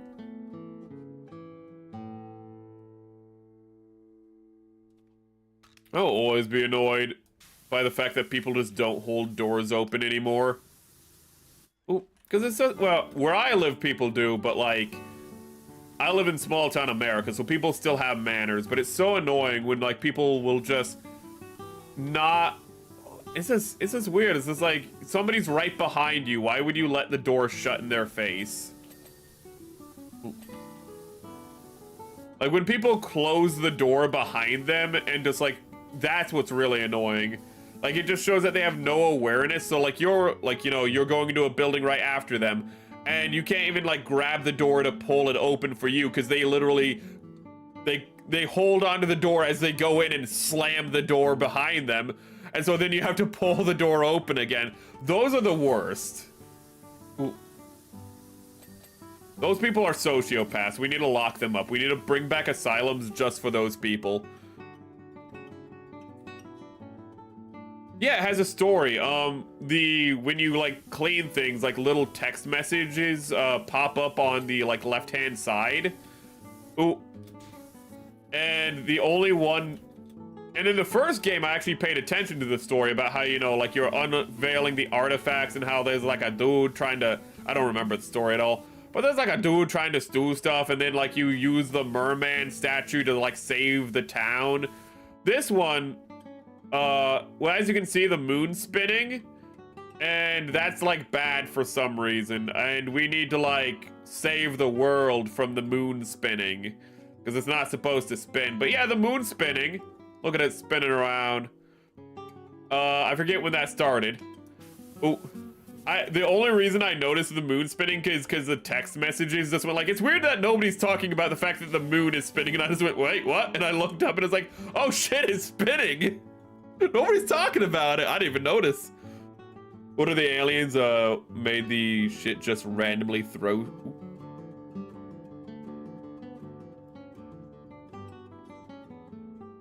You did a good deed Sunday and I help a lady who can carry her baby. You can open the door. Oh, that's nice. Or help people who have their hands full, whether it's with a baby or just, you know, in general. What does that have to do with cleaning? I don't know. What does it like doing the merman stuff and, like, it firing beams out of its chest have to do with anything? I don't know. Power Wash Simulator is not a realistic game. It calls itself a sim, but it's more just like, yeah, you don't want an actual realistic Power Wash game because that would be tedious as hell. So we're just gonna give you a fun one. We're gonna give you something that's actually, like, fun.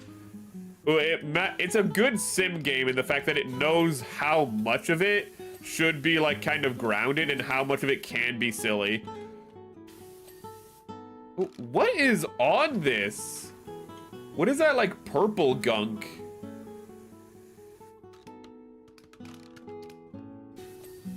Okay. Kind of curious if they have DLCs planned for this game yet, because the last game they had DLCs. Ooh, they had good, like, after. I mean, they had DLCs coming out until the launch of this game, until the launch of the sequel, which a lot of times you don't see. They had the Wallace and Gromit. It came out, like, what, like a month or two before this game came out? The coolest moon in the background I've seen is probably the Zenless Zone Zero. Look it up. I love the skybox of the classic Halo games. I love it in, in the level Cortana, which a lot of people don't like that level, but what I like is the fact that the skybox for the level Cortana is just like a classical, like, not classical, it's just like an old school matte painting. Zenless. What about, wait. Almost said Ocarina of Time, sorry. What about Majora's Mask, though? That's the most famous moon. Zenless Zone Zero Moon. Images. Oh, that's a nice moon. Why is it, like, half black? Why does it just have darkness encroaching it? But it looks nice. Are the Formics taking it over? It's alien shit? Ooh. So the Formics from Ender's Game are taking over the moon, is what you're telling me. Ooh. I do like that in Ender's Game, how they found the Formics is just like, oh yeah, we looked up in the night sky and, like, Jupiter, and I think it was Saturn, and we just noticed Saturn's missing a moon. And what happened is the aliens went to Saturn as a forward operating base, the Formics. And what they did is they just covered, like, the entire surface of the moon with just, like, solar capturing panels. And they were so efficient that they made the moon pitch black so you couldn't see it anymore. And we just looked up in the sky and a moon disappeared. And it's like, that's kind of terrifying.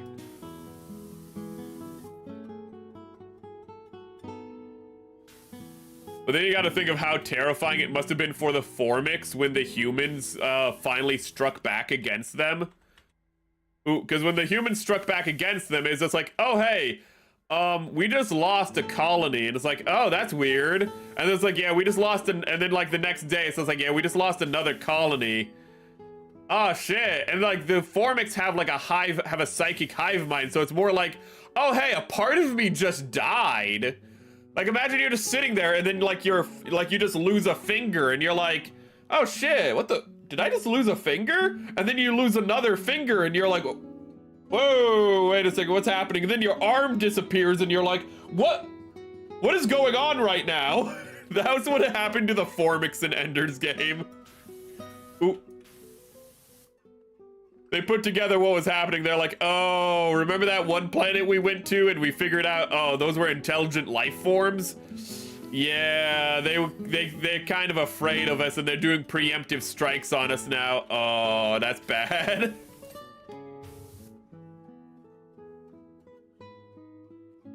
Our moon is also half black? No, because sometimes it goes, when it's in front of the sun, the black side is now white, gray, but then the white side is now black, isn't it? During an eclipse, wait a minute. Ooh, well, no, wait, I can figure this out. The Earth reflects light itself, just like the moon reflects light, and that would illuminate the moon's surface, therefore, the moon is more than half black because of that. Except during during an eclipse also. Or wait, during an eclipse, is that the time when the moon would be half black? How do physics work? Majora's Mask moon design is unsettling. It's just a giant dude smiling at you for some reason. It's just like, oh boy, I can't wait to crash into the earth. I can't wait to... It just has a suicide pact with the earth. It's just like, I'm gonna crash into you and then everyone else is gonna die. And everyone's just like, we did not sign up to this. And it's just like, you don't get a choice.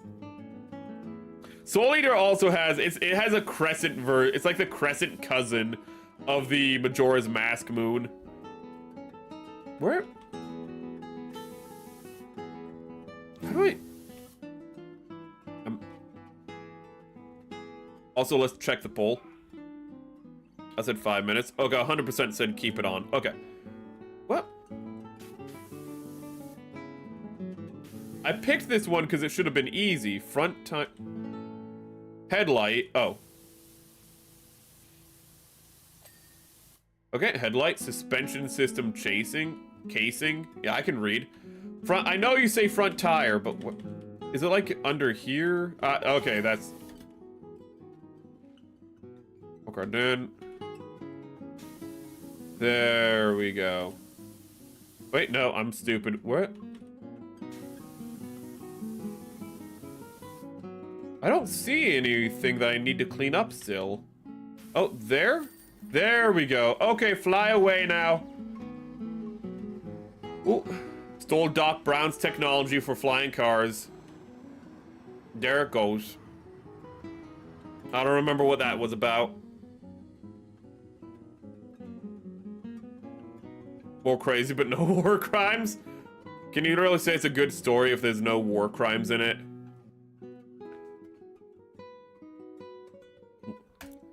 Continue.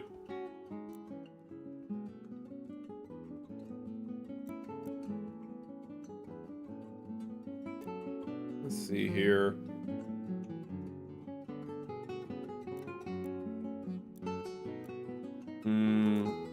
I've never wished to be Mari En more. Mostly because I don't know any of the big rig jokes she makes. And so I can't make any of them while cleaning this. Ooh. Mari would love... Mari underscore En would love this game. Just for this level. She could have a whole field day just with this and talking about her big rig. Hitting the road as a man free from, you know, from the conventions of society.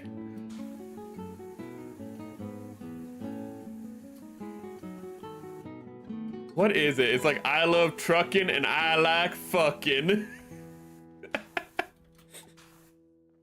Oh god. It's kind of nice to see how Mari underscore En like trolls people, but then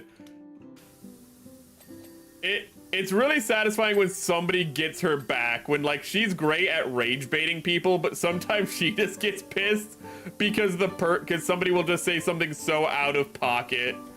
Ooh. I feel like that's the trick. Just say something real out of pocket that just catches her off guard and she's just like, what the hell? People did, but the moon didn't. There might be a car Jesus that tied for car sins in Pixar's Cars. I think we do see churches, but we don't know the denomination. I would fucking love to see. What would a crucifixion look like? What would a crucifixion look like for a car?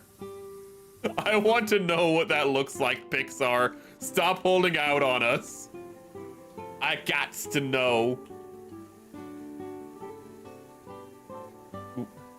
That's actually one of my favorite things. That's true for a lot of things that are like Elseworld stories, but they're supposed to be...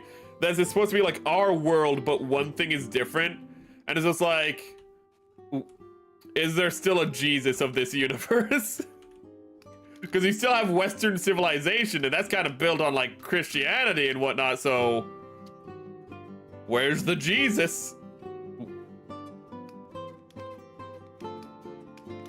No, how do I rotate? I really need to do custom controls for this game because I always like get them mixed up for some reason. even after beating them. You might be like, well, you're kind of dumb. You'd forget your custom controls. No, I actually remember my custom controls, believe it or not. I don't know why. Probably because they're my own custom controls, but still.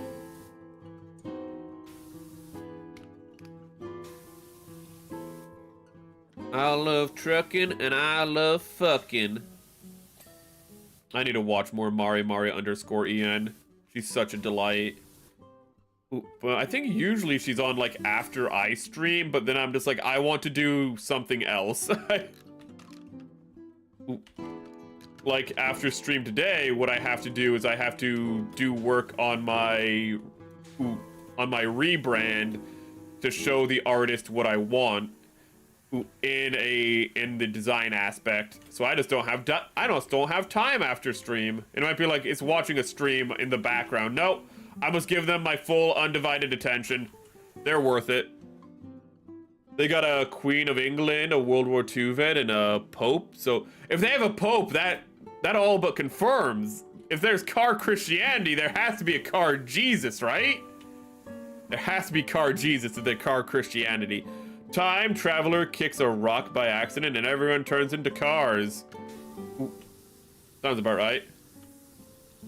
I like how everyone... It was kind of funny at first, but at a certain point it became a little cringe. I'm not quite sure when it became cringe, but when people are like, oh, all the Pixar stories, Sarah universe, and it's like, well, no, because Monsters Incorporated is like a multiversal story, so it all can't be the same planet, just by physics, you know. But you can still say it's part of the same multiverse in that regard. Oh, here's a phone. You see, now the story will happen, watch. Joe, why aren't you picking up? You better not have lost your phone again. Where are you? What's taking so long? I don't know. Did you find the truck to pick up Rocky and the bike, right? We need those gems to thrust yesterday. Suggestive name. If a bizarre dirtification thing's been happening again, then don't get the washer involved, you hear? They already know too much. And for goodness sake, no more telling folks it was the dirt cloud, okay? Sounds ridiculous. No telling anyone the code's 1234. That's an awful code.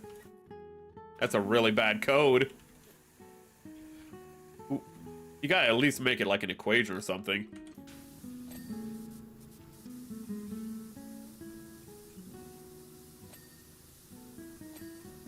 What?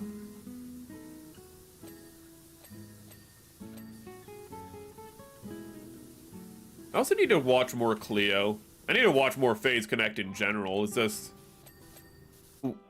fucking so hard to... Once you start streaming, that's when everyone else is streaming. And so it just becomes hard to keep up with other streams. Ooh. Oh god, that's one of the hardest parts.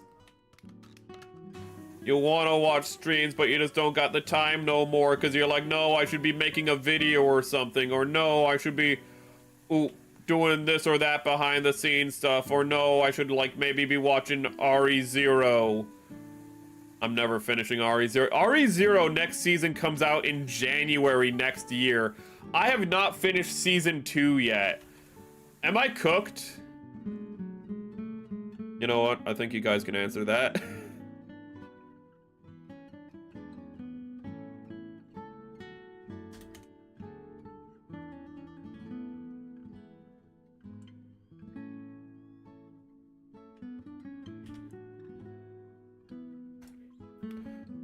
This is specifically about catching up to ReZero. Nothing else. I know I'm cooked in other regards. This truck looks it does look like the truck from Cars. Once it's cleaned, it looks very much like it. The trailer's a bit different.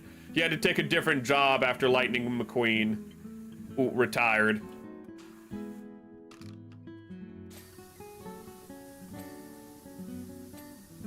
Cars is like the prequels of Pixar, isn't it? Where when it came out, people were like critically like, this is Pixar is falling off. It's not as good as it used to be. And they're correct. But nowadays people are like, yeah, the first car movie, I would take that over pretty much like anything Disney or Pixar is doing today. Oh god, it's just like the prequels and like modern Star Wars, like, you know, not Revenge of the Sith, Phantom Menace, and it's like, this is a travesty, what have we lost? And then it's just like, The Force Awakens, you know what? The prequels were actually not so bad. The prequels kind of had their merits after all. You know what, George Lucas, we were a little too harsh to you. No, you still kind of lost the sauce, don't get us wrong, but you didn't lose as much, but you still had some sauce in you. With your rate of getting through stuff, yes. Oh my god. To be fair, I'm gonna publicly on stream blame Ariel Lulu, because Ariel Lulu started watching ReZero with me, and we were like marathoning it. Oh, and then she stopped watching it with me, and then I was like, well, I will wait for you because I'm a friend. And then a month later, I was like, well, I just have other things to do. She was like, watch it without me, and I'm like, watch what without you? Ooh. I'm gonna deflect responsibility. Oh, sure, I watched the whole season of ReZero by myself, but you know, I watched a few episodes with a friend, and then the friend got busy. So it's the friend's fault if you think about it.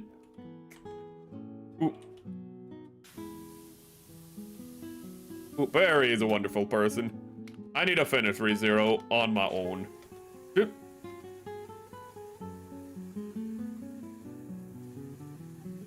Honestly, there's so much in ReZero that it's actually better to watch on my own, because I actually analyze the hell of what I'm watching. Because I just like, I will pause it and rewatch a scene just to take in like everything that happened, because there can be some pretty dense scenes in ReZero where a lot happens in the story, and if you're like, I can't stand the English, so I do the subtitles. But the subtitles can make it so that you miss what's going on visually, so sometimes you have to go back and be like, wait a minute, something just happened there. ReZero is actually real good at its storytelling. Also, like, sometimes I just have to like pause it and take notes and whatnot. There's a lot going on with the story. ReZero got some deep themes, it got some good character work. Ooh, I just realized I was leaning really far away from the mic for no reason. Don't worry about it, chat.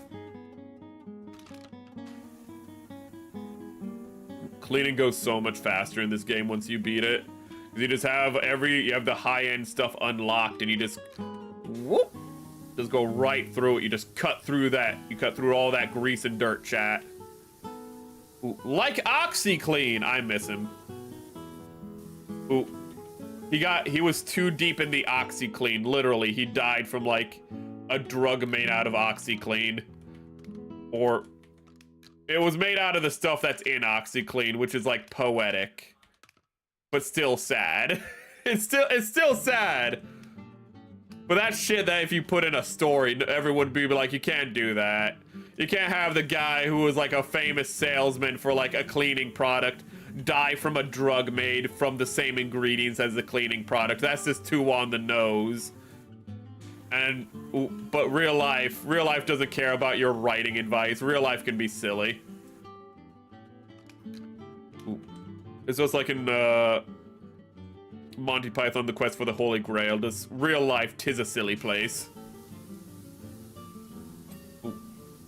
There's so much shit. There's so many things in real life where it's just like, if you read it in a story, you'd be like, wow, this author's shit.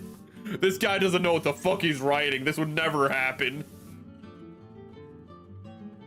Which girl do I like in ReZero? Not Echidna. Fuck Echidna. Fuck Echidna, not in the sexy way. I hate Echidna. Ooh. Echidna, though, is just immediately, I'm just like, this is a manipulative bitch. I don't like her.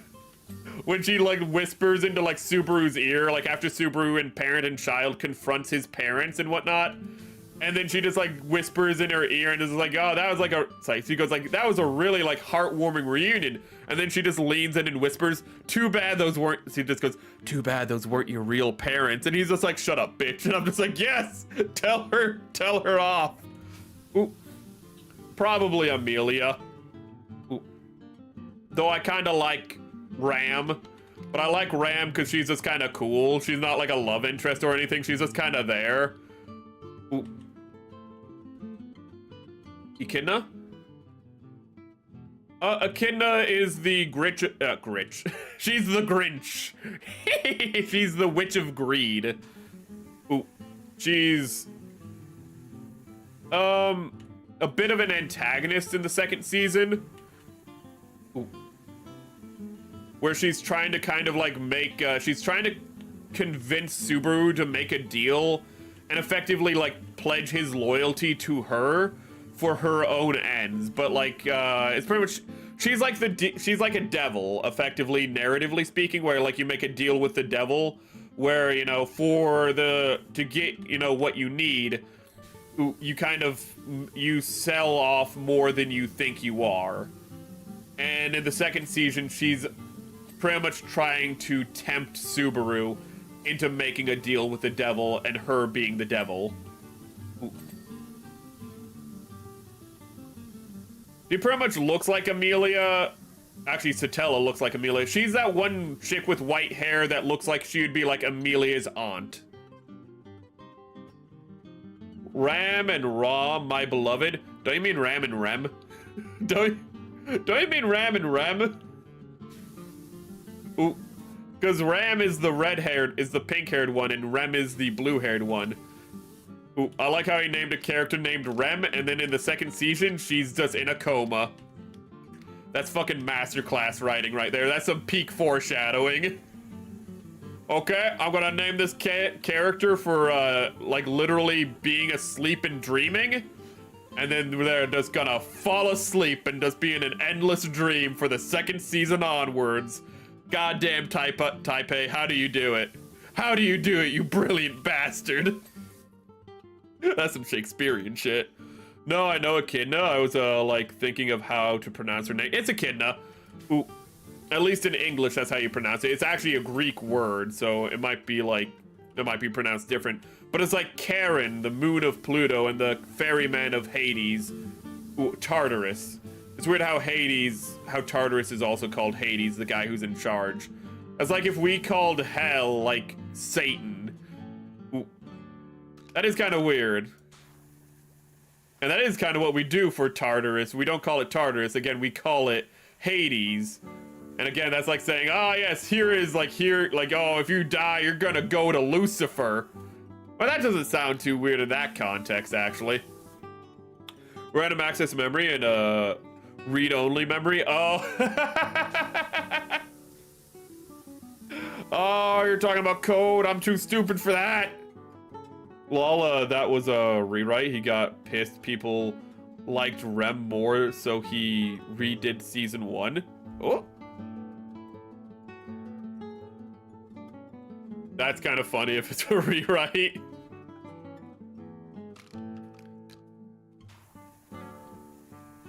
But, I mean, Rem isn't supposed to be the one who Subaru... how do I put this? The story... Subaru isn't even the main character. This is the best way to do it. The story isn't about Subaru. It's not about, Rem and whatnot. Technically speaking, the main character of the story, in a grand sense, is Amelia. Like, she's not the main character of the story as we see it, but she's the main character of the story from, like, the world's perspective, which is to say that in, like, if this story was written about in universe, Amelia would be the focus of attention, not Subaru. Ooh. So having Rem kind of distract from that, ooh, would be a bit of a problem. Oh, I didn't mean to, wrong button.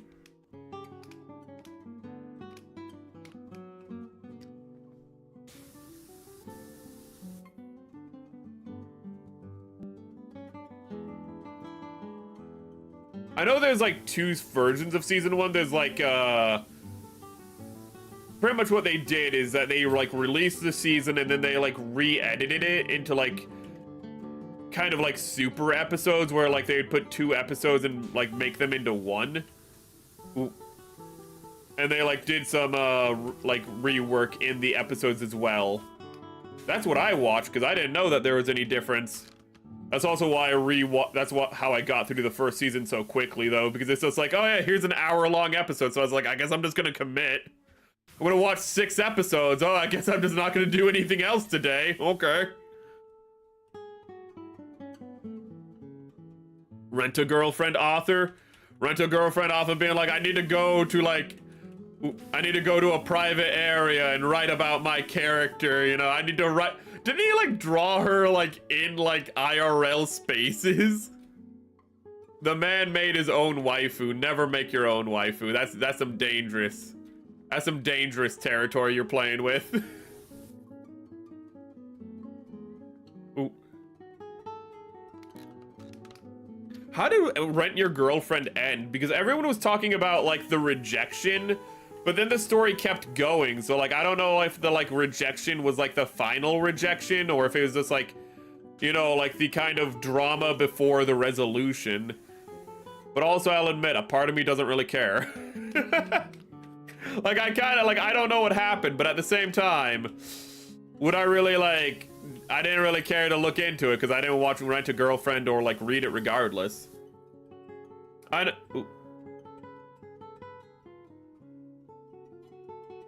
Rent a Girlfriend hasn't ended? But, like, the whole controversy was over a section that would be obviously the setup to the finale or a climax. Oh, fucking.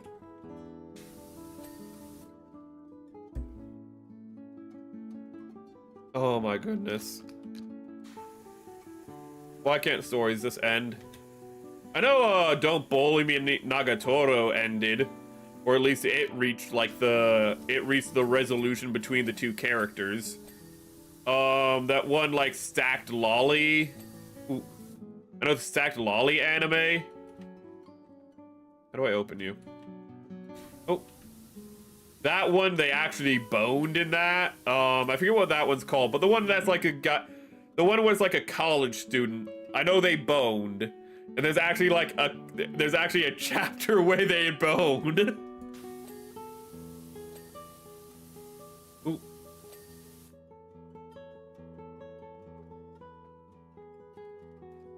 God, Rent a Girlfriend, I don't know how it keeps going because I've not heard anyone talk about it in a positive light.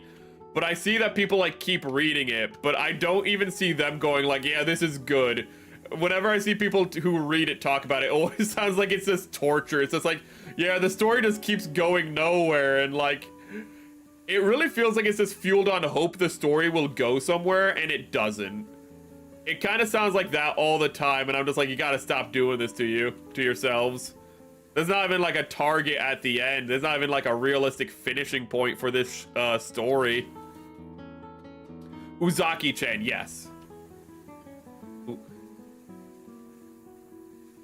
God, I remember, what is it, Romanian TV. I remember watching a video, like, this was like a long time ago. But he mentioned how like something that would be very illegal to do, but would be funny to do, is just take like Uzaki-chan or like other anime girls and just go to uncontacted tribes with like drones and just have the drones recreate the anime girls in the sky and see if that creates, and see if they just create a religion of anime girls. Just have drones do like the anime girls in the sky, then do supply drops on the uncontacted tribes, you know? So like whenever they see the anime girls, they know like, oh, we're gonna get stuff from the sky god. See if they start carving, you know, anime girls into like idols and whatnot. See if you can make anime girl idols into literal like deities and idols. Ooh. It'd be very unethical, but very funny to do that. Yeah, she does have like gray-white hair. Ooh. I never really thought about that. In anime, people just having like white hair in their 20s, you're just like, yeah, I accept this.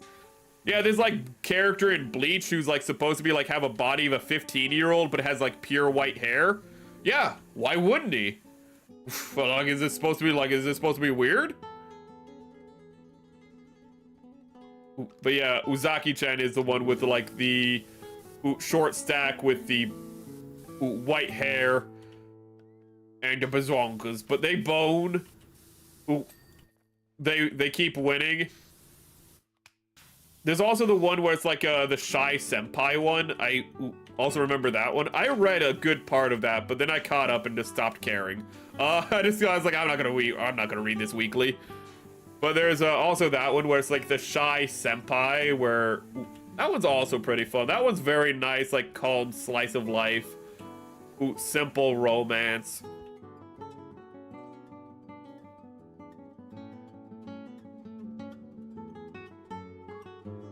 The nape of her neck is black, so that would mean, so her hair's dyed then? Ooh, I know Uzaki's mom. I have not seen the dad. Ooh, I know the shy girl's mom, because the mom just looks like an older version of her with shorter hair. Ooh. Nagatoro. I don't know if the parents were ever introduced in Nagatoro, but the sisters are introduced in Nagatoro. Mostly gray and white. Ooh. Ooh. Cleaning. Nice, calm cleaning. Ooh. I'm kind of surprised you guys didn't vote for Subnautica, because it's usually pretty popular. A game like Power Wash, I feel I would have figured is more fun to play than watch, but it's pretty calming either way. This is something you can do on autopilot while talking very easily.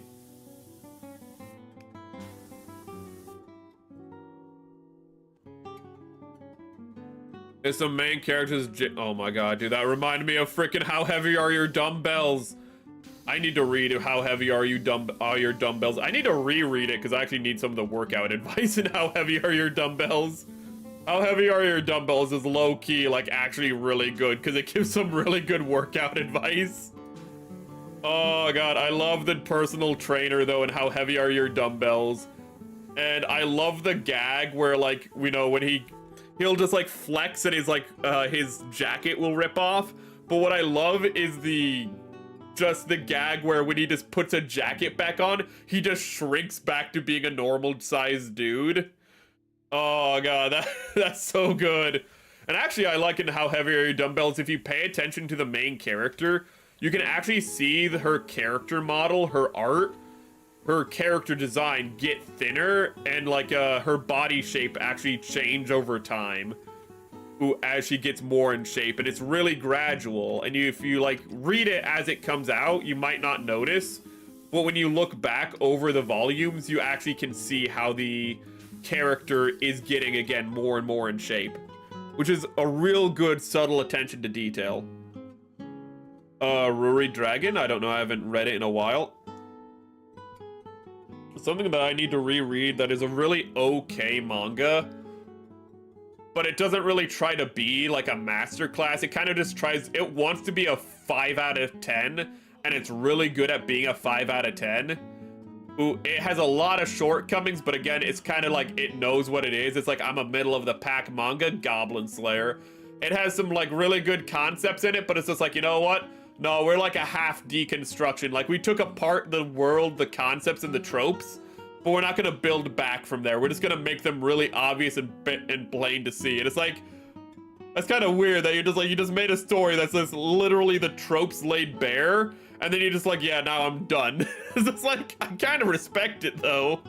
You took apart the fantasy story and just went like, yeah, I'm not gonna expand past that. I'm just gonna tell the story as like you'd expect to be told. And it's like, I kind of respect that. It's like somebody having a car where like it's completely where the bonnet is see-through, so you can see the engine working as the car's going. You're like, you just want to show off that you were able to do that. Yeah, I did. But that's a fun one. Ooh. The dialogue in Goblin Slayer is not the best, but I'm not sure if that might be the translation. The translators might be to blame for that, but some of the dialogue in Goblin Slayer is really bad. When he talks to the Sword Maiden after the Watertown arc, God, that was, again, it might have been the translation, but that was fucking horrendously written. Ooh. But the encounters are well done, and I like how the character slowly opens up. He's a good depiction of a traumatized character who's closed off. What's the other thing we were talking about before Goblin Slayer? I need to write that one down. Nagatoro I need to finish.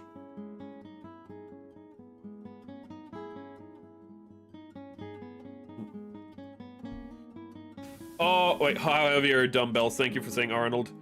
How heavy are your dumbbells? Their Arnold parody is pretty good. I like how when they're just like, here's a Russian exchange student. It's just like, yeah, how is she Russian? She has white hair. Yeah, Russian people just have white hair, sure. We'll go with it. Ooh. The Hosho Marine manga? I don't think I'm allowed to read that on stream. For both copyright and considering it's marine, topic. I don't think YouTube would like that. Ooh. Let's read the manga and it's just all the doujinshis made about her. Do you think Hosho Marine reads her doujinshis? Of course she does. But here's the real question. Do you think she reads them on a daily basis? Of course she does. Okay, so there, I don't really realize... Okay, wait. I don't know how to make this a difficult question because all the questions I'm thinking of is of course. Kind of don't like that they just make the goblin rapey. It's, Ooh. The goblins are kind of just a pure evil in it. And... Ooh. I understand if, like, you want something deeper from it, but the story's just not trying to do that. There are...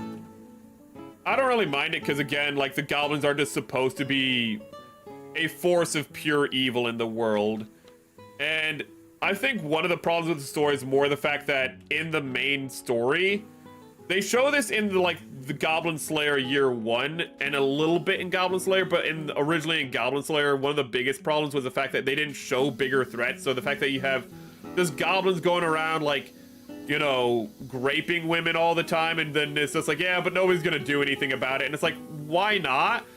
But then in the expanded works, you see, like, oh yeah, because, like, this world is really messed up and there are things way worse than the goblins, and it's like, oh, well, could we get that into the main story? And it's like, no.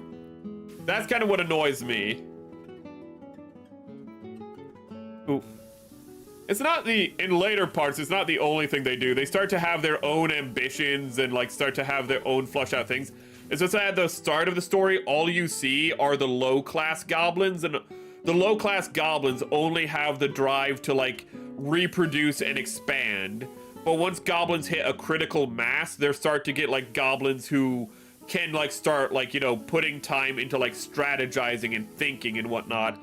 And that's where you get the goblins who are starting to go, like, okay, like, how can we, you know, conquer? How can we use other monsters to our own devices? Ooh. So goblins, like, when they hit a critical mass, they start to become... Oh, that's the car that we cleaned in the other level. That's Lightning McQueen. Ooh, I just put that together. Ooh. But it's like once they hit a critical mass, they become more of a threat. But yeah, early on, it is just them just being like, I'm gonna grape you. Ooh, I'm gonna tie you to the radiator and grape you. That's kind of just their whole thing early on. Ooh. I was going to make a moon meme. Wait a second. There's a H manga. It's always been an H manga, pretty much. It really is. Ooh.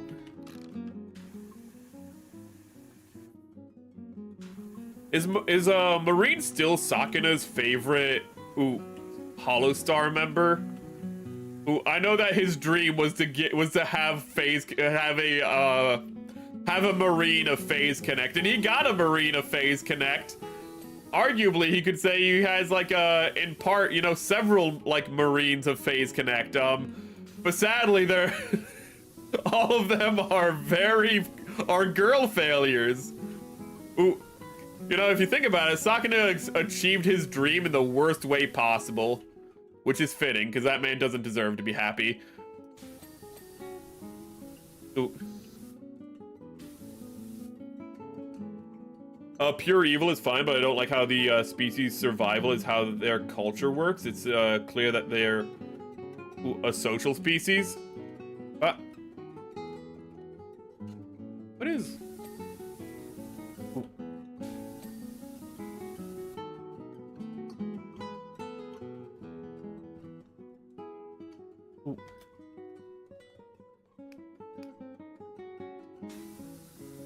Oh god.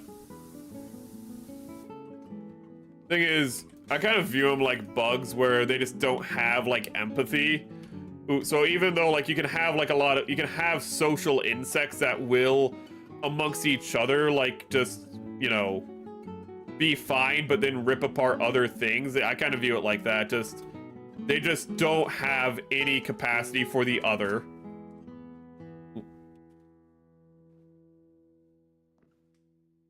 See here? I do kind of wonder why there's no, like, I know why narratively there's no female goblins, but I guess there's just no explanation because that would require genetics, and this is a medieval fantasy. Billboard? What time are we at? Oh. Also, when they're actually, a criticism I have for Goblin Slayer, again, it's the writing, it's the dialogue and stuff is the worst part of Goblin Slayer. This is a good job to finish on. But it is when the like Goblin King, the Master Goblin, whatever he's called, Goblin Lord, is going to attack the farm. Oh, come on. And Goblin Slayer has to get like has to recruit a bunch of people to help him, you know, defend the farm from the goblins.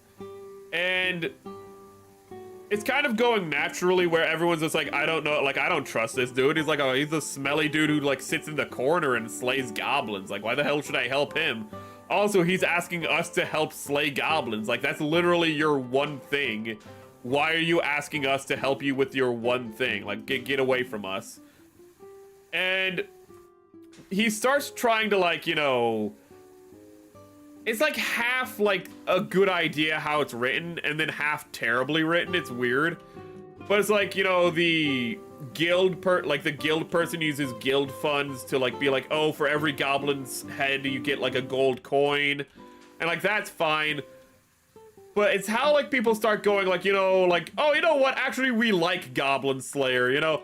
You know, it wouldn't be the same without Goblin Slayer around, so we'll help him out after all. And so it's like, okay, yeah, but like 3 pages ago, everyone was just like, I don't like this guy. Just like, why the change of heart suddenly? It's like, oh, it feels like it's done because it's like the writer knows that's what you do in a story where it's just like, oh, like he asks for help, people say no at first and then they say yes later.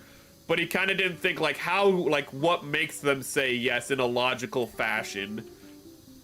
Ooh. Like, he tries to write why they say yes, but it's not the most substantive reasons. Ooh.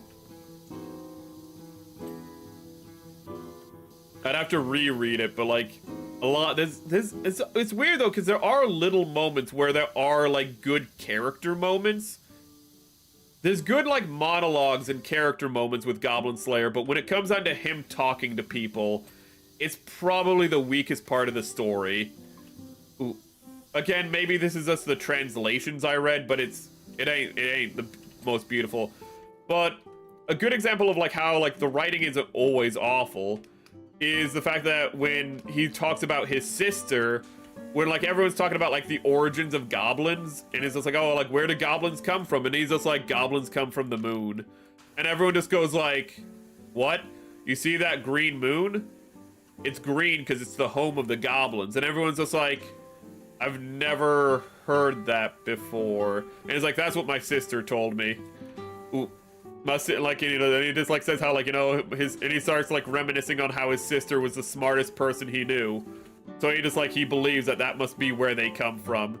And you can see like, it's a very much just like, you know, him holding on to like the vision of his sister. And it's very like laced with, you know, his trauma and whatnot. And it's like, okay, so that's like not a half bad like scene. It could be flushed out a little bit more, but like it shows that there's like potential in the writing and the character interactions. It just doesn't get there all the time.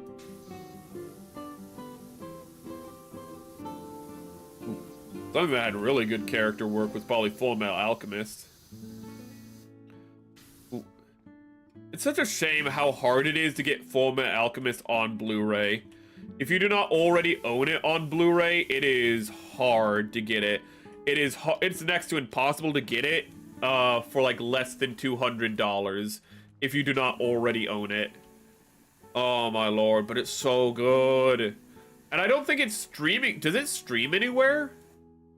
Can you stream Fullmetal Alchemist anywhere right now? Ooh. Thing is, like, it comes and goes from streaming services so often that I don't really know if it's available anywhere. Ooh. Fullmetal Alchemist Brotherhood. It's fucking... That's why I hate the, like, death of physical media, though. Because it's just... It's stuff like that, where the licensing for Fullmetal Alchemist Brotherhood is, like, wonky. So, like, to watch it anywhere, or to get physical copies is, like, a pain in the ass. And so it's just like, well, how do you watch it? And it's like, you kind of... Some people have to pirate it if they want to watch it. And it's like, well, is that unethical? And it's like, I don't think it's unethical if it's the only way you can watch something. Like, it kind of feels more unethical to let the art die. Ooh.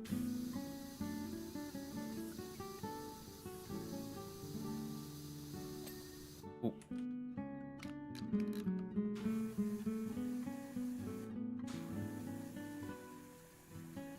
Ooh.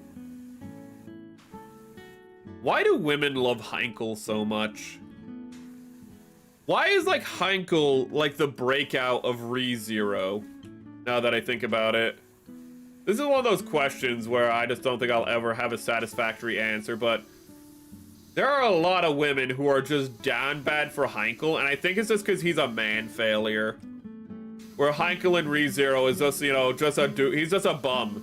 He's a guy who tried and failed, and now he's just a hopeless bum. And women are like, I can fix him. Ooh. And he's not like a lost cause like Griffith or, you know, Dio. He's potentially fixable, but narratively he can't be fixed. Because obviously, narratively, in the story, he's going to be, you know, an example of losing everything. And, you know, like, you know, having tried and failed and having given up and taken a darker path. Ooh. But it is... But until he dies, women will believe they can fix him.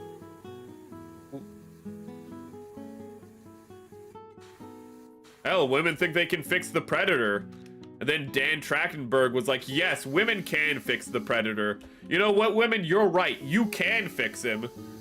And then they made Badlands, and it's like, that's canon now. Ooh. Predators just suffer from, you know, a society of toxic masculinity. And you know what? Just spending a day with some women can make a predator more healthy and have more appreciation of himself. That's a hell of a fucking plot. Ooh. Ah. Let's get that. Ooh. God. I am still annoyed by the fact that in the movie they're like, the Kalisk is an unkillable creature. And then they go like, okay, even the predators are afraid of it, cool.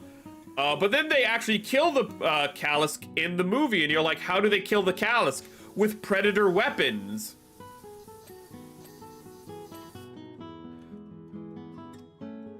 The predators call it an unkillable monster, but literally all you need is a predator ice grenade, which they invented for the movie, and a shoulder cannon, and a plasma caster, and it will kill the Kalisk. And so the question becomes very quickly, why were the predators afraid of this thing that they have the technology to very easily kill? Ooh. And the answer is...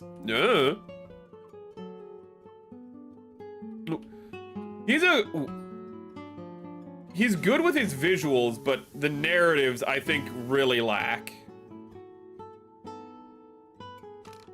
Ooh.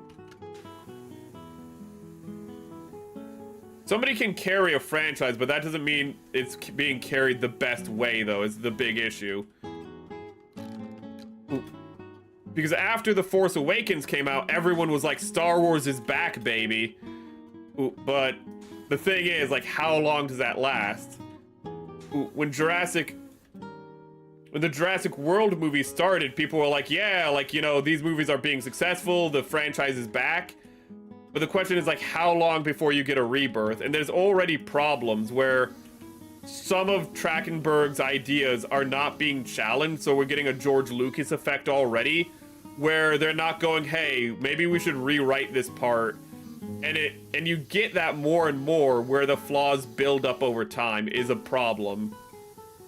He's making them financially successful, but the question is, how much will build up over time?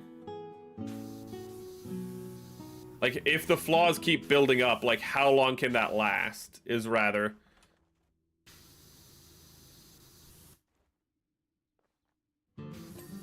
Ooh. Like, there's little problems that build up. Like, an example is, in the first two Predator movies, it's shown that Yacha cannot comfortably breathe our atmosphere. It's shown in the first movie when the biomask is taken off, and there's air shoots out from the mask because the Yacha do not breathe our atmosphere exactly. So, like, in the first movie, it's shown there. In the second movie, we see the Yacha put when his biomask gets taken off, we see him use, like, a air tank, you know, when he's running away to, you know, kind of top himself up. And that's just completely ditched now. That's no longer a thing in Predator. And it might seem minor, but it's a matter of consistency is the thing. Ooh. It's little things that aren't being picked up and carried. How cloaks aren't perfect. When a Predator goes invisible, they don't go perfectly invisible. The light bends around them. But now Predators just go perfectly invisible, and so there's no way to spot them, which actually is a problem because a big thing that the movies are built upon is you looking for the Predator. Is not you, the audience, look for the Predator in the background shots to see if he's there. But now, if the cloaks are perfect, they're no longer there. It actually takes away some of the tension for the audience because they can't look for the Predator. It's small things, but they build up, and there's also just like character writing and whatnot. Ooh. But I'm not an expert on that. You have faith in him, but he did play Killer of Killers and Badlands, so not a bad track record. Ooh. It's not a bad track record, but it isn't the best because there are problems building up over time. Ooh. God, I'd have to like think back through everything. Ooh.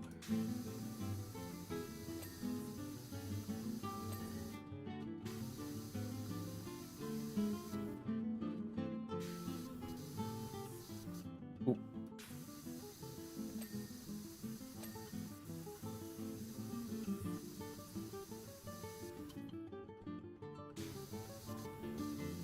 God, now I'm just thinking. Okay, but actually, I don't think I'm going to be able to clean all of this before. I should have picked something different to clean. Ooh. The best one was easily Prey, though, so far. I will say that. Some people were like saying each one is better than the last. I cannot agree with that. Prey was solid, and I think the reason Prey was the best one, though, is because the producers of the movie actually kept him under reins more. Because he had to make a story. Because the producers, like, you know, were checking his notes and being like, okay, like, you know, we don't like this, you know, we think this part should be rewritten, which is what a producer should do. But as he gets more and more freedom, he's able to do things that are, like, weirder and weirder. Again, like, have a story where the Predators are afraid of an alien that they can kill with very basic gear that they have. You know, the Callus, which, again, is very easy to be killed by Predator weapons, as shown in the movie. They're like, it's unkillable. Ooh. And once you realize that, it's like, where was the tension? Why were they afraid of the Callisk? Ooh. I do think that you should do more than one writer on a series, but having him laying the new foundation isn't bad. It's just that I definitely think it's the George Lucas effect. He needs somebody there to shore up his writing. The direction, Even in the stuff that I don't like, I don't really think I've seen things where I'm like, the direction is bad. It's just, it's always the writing is the weak link. Just like Lucas, that's a problem in Hollywood in general, though. That's a really big problem in Hollywood in general, is a lot of people think that they're amazing writers. Everyone thinks they're a Cronenberg with The Fly. You know, Cronenberg worked on The Fly, he saw the script and was like, I'll work on the movie if you let me rewrite the script. And he, like, rewrote the script, and he was like, you know, and he made a fantastic horror film. Thing is, most people can't do that, okay? When you need to, like, the movies are collaborative projects, and what makes them, like, amazing is the fact that the people who are designing the monsters are experts in that field. And then you have like, the director is an expert at directing, the writer is an expert at writing. And it seems that, like, we're kind of losing that more and more, where it's just kind of like the writing just has to be good enough. Ooh. Like, the original Predator movie had, like, so many subtle things in the writing, from the character work to the... to, like, how they interact with the Predator, from, like, Dutch being shown to be not just a big meathead, but clever, being able to think on his feet. Like, when they invade the gorilla base, he sees how they're using a truck as a generator. You know, they're running a truck as a generator by having its back wheels up. As its wheels are spinning, it's spinning a generator that they're using to power the base. And so what he does is he goes to the truck, and he, on his feet while they're doing the plan, in the middle of it, he changes the plan to pick up the truck, which is still showing how strong he is, but he picks it up so it then drives into the military base. When he sets it back down without its supports, it shows that he's quick on his feet, that he's thinking. It's little. The manipulative nature of Dylan is shown when Arnie's character, Dutch, asks, you know, why are they there? Why aren't they sending in the military? And then Dutch distracts him by saying, you know, it's because you're the best, you know, because somebody said you're the best. So he's feeding into his ego while reestablishing to the audience that these guys, they're so good that the military calls them. Ooh. It's like a lot of little things there, and it's not repeated. Ooh, it's kind of given once, and it trusts you to, like, see that it happened, where a lot of writing today is like, we need to reiterate things a lot. Like in the opening of Jurassic World Rebirth, ooh, to get off of Predator, in the opening of Jurassic World Rebirth, how they're just like, dinosaurs are dying because there's not enough oxygen in the atmosphere. Dinosaurs breathe air more efficiently than mammals do. But they're like, there's just not enough oxygen, so the dinosaurs are suffocating, and the weather's bad. They can't survive in this weather. And then, like, a minute later, they're like, oh, look, here's a dinosaur on the side of the road. It is dying because they can no longer survive in our environment, and he is suffocating because of the oxygen levels being too low. And you're like, you just said this. And then they go to a museum and an animation plays, and the animation goes, the dinosaurs are dying and they can no longer survive on Earth because the oxygen is too low and it is no longer suitable for them to live in this environment. And it's just like, okay, you just said that 3 times in as many minutes, and then the 4th minute goes by and they're like, oh, the dinosaurs are dying and nobody cares because they just can't survive in this, like, atmosphere anymore. It's like, fucking shut up! That's what I'm worried about any franchise becoming like Jurassic Park, which is just a sad state. Jurassic Park, oh hey, don't just make clones of things without being responsible, because then you create monsters and things run away and you lose control. And then what's the Jurassic Park movies but literally clones upon clones and just horribly mutated monster of a franchise, where they have to keep telling you the same fucking story beat every minute because they're like, you're too stupid to know this. You don't, guys, if we don't tell you that the dinosaurs are dying, then, like, how do you know the dinosaurs are dying? Nobody cares about dinosaurs anymore. Everyone's bored of dinosaurs. You're making a movie about dinosaurs, and your premise to the movie is nobody cares about dinosaurs. What are we doing?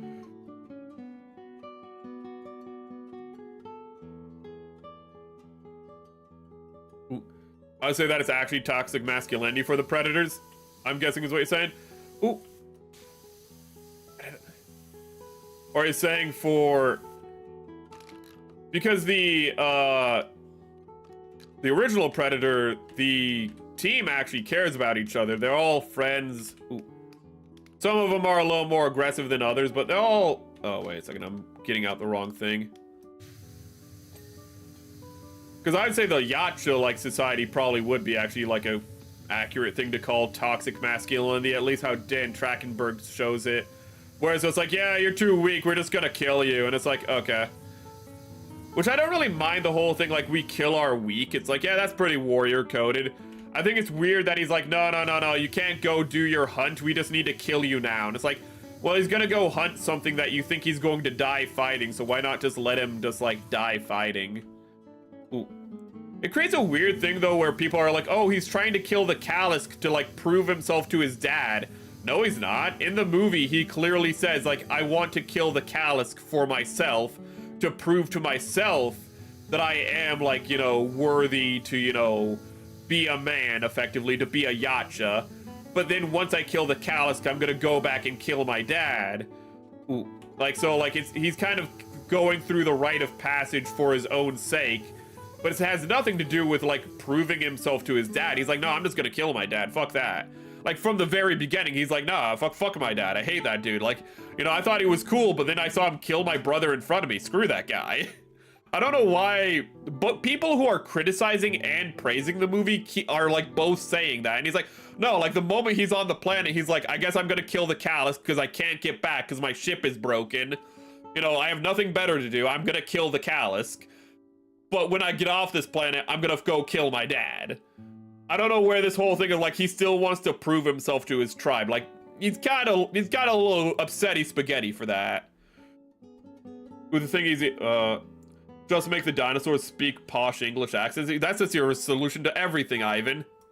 Ooh, we might get dinosaur hybrids in the next fucking Jurassic World movie, so maybe we will get those posh British dinosaurs. You never know. The thing is, he just isn't weak, as shown in the ending. Ooh. Ooh. I feel like...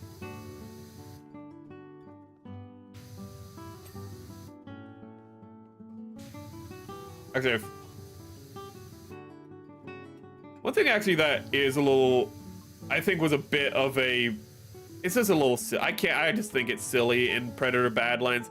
I like him using biological replacements for his gear.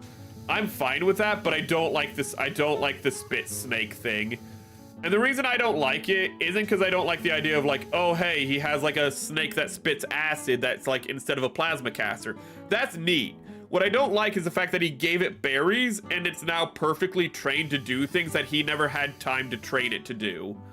Like when it has to, like, shoot its acid at specific targets. And it's like, when did he train it to do that? Because he literally domesticated that thing an hour ago. So how did he, like, domesticate that thing an hour ago, then train it to do that? Ooh. Also, how the tube snake on his shoulder knows what a plasma caster is better than him. The bad guy's, like, aims a plasma caster at him, and like, he has plenty of time to get out of the way. He just stands there like he's like, what's that? It's like, you know what that is. You're a predator. That's your plasma caster. That's literally your plasma caster.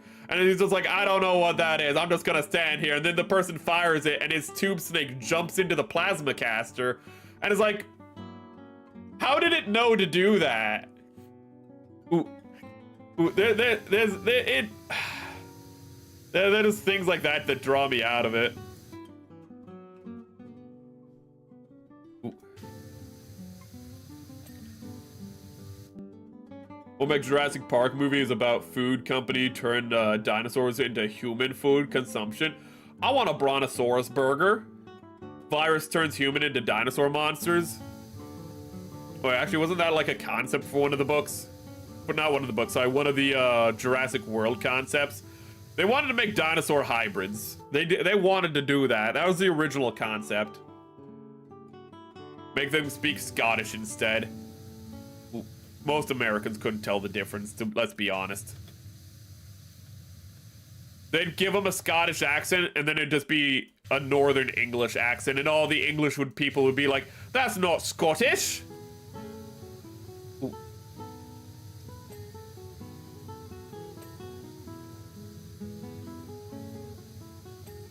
Let's see here.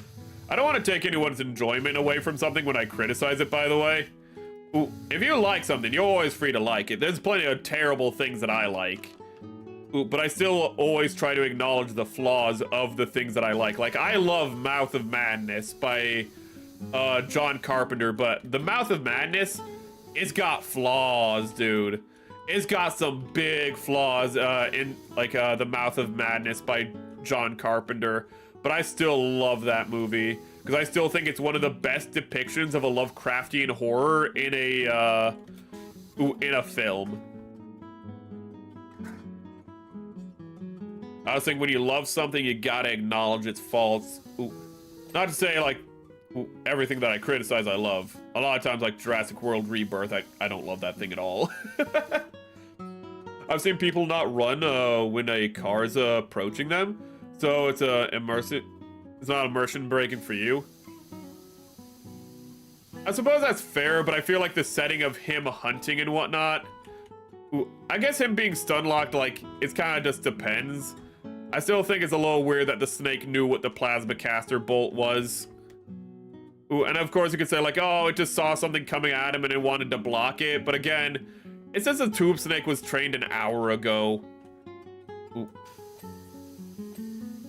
But I feel like maybe it just being like, he's like, oh, how am I gonna, like, get out of this situation? And he's just kind of stun locked by it. It kind of draws me out of it, but I can see how it wouldn't draw other people out. Don also speak German with a MG42 machine gun. That'd be pretty good. Now that would make sense if because in the Jurassic World movie, they're like, we're gonna militarize dinosaurs, and it's like, okay, but like guns. Have you considered that guns are more effective than dinosaurs? And they're like, what we'll do is we'll have guns with laser sights on them, and then the laser sights will direct the dinosaurs to go kill people, or you can use that gun to kill the people instead. Have you considered that? I'm just spitballing here. Ooh.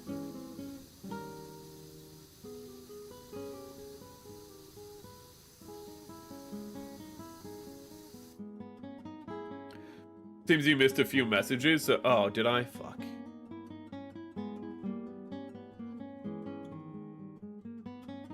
So basically, I'd say Deck's dad is...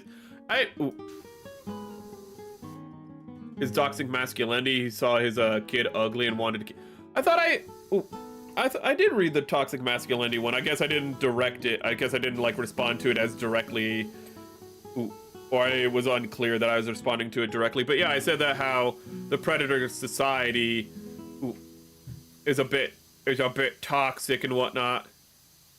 A bit toxic. It's literally like Spartan-esque. It's like, my child has a deformity, kill it. I don't know how Deck got as old as he did with his deformities. That's kind of my question. I suppose the answer is that his brother had been protecting him one way or another. Because he saved the life of his brother, and so his brother just, you know, had a life debt to him and kept him protected from being culled. But you kind of have to use a lot of inference for that, sadly, because there's like one scene, there's like really the scene that he defends Deck, and the fact that Deck has the toy and goes like, oh, you still have this toy? And it's just like, you know, this toy made me lose my fang. And he's like, you saved my life. That's kind of all we get for that inference. But I suppose that's better than nothing. But yeah, they think he's ugly and he's too weak and he's gonna disgrace the tribe. I don't know why I was having trouble saying that. But that's why the dad wants to kill him. I should actually praise the writing for the brother, because I've been talking about how things are like too over the head in writing. The fact that the brother's, you know, motivation is more subtle and, you know, it can be pieced together with those inferences that I talked about is actually better than, you know, the other writing we've been talking about. He's an adolescent, which is just, you know, what a human is, but he's the equivalent of a predator teenager. Ooh. We just again have to assume his brother had been protecting him from culling, I guess. which isn't a bad thing. Ooh. I was wondering if there's ways that could have been made more obvious in the story, but I guess it's obvious enough, really, because the brother literally protects him from getting cold.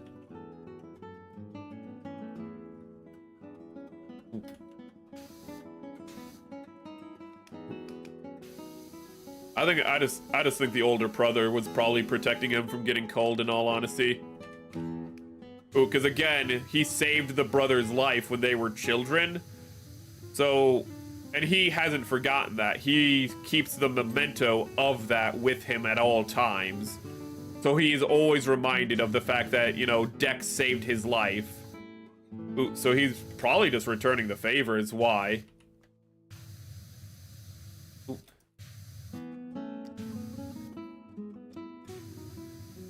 Though he was supposed to die in the duel, when they were dueling in the cavern and he fell, like, into the abyss, he was supposed to die there.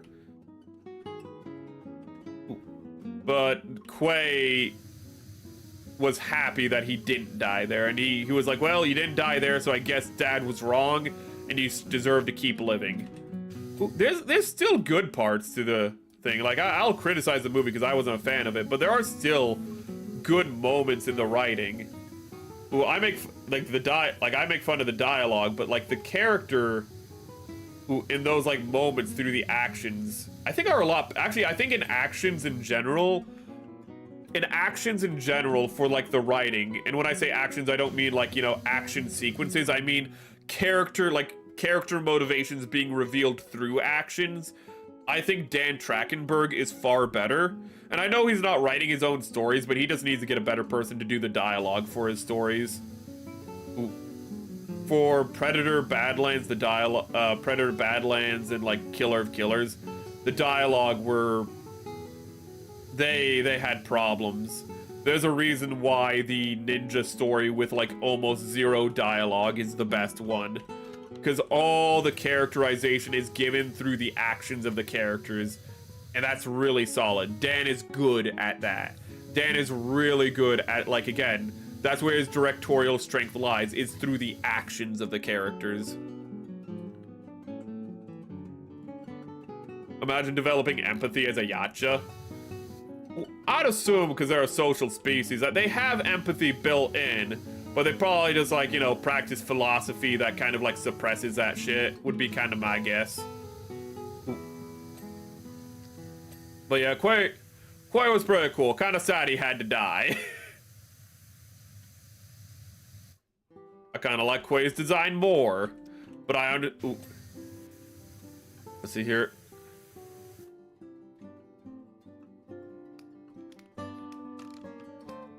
Let's see here. Ooh.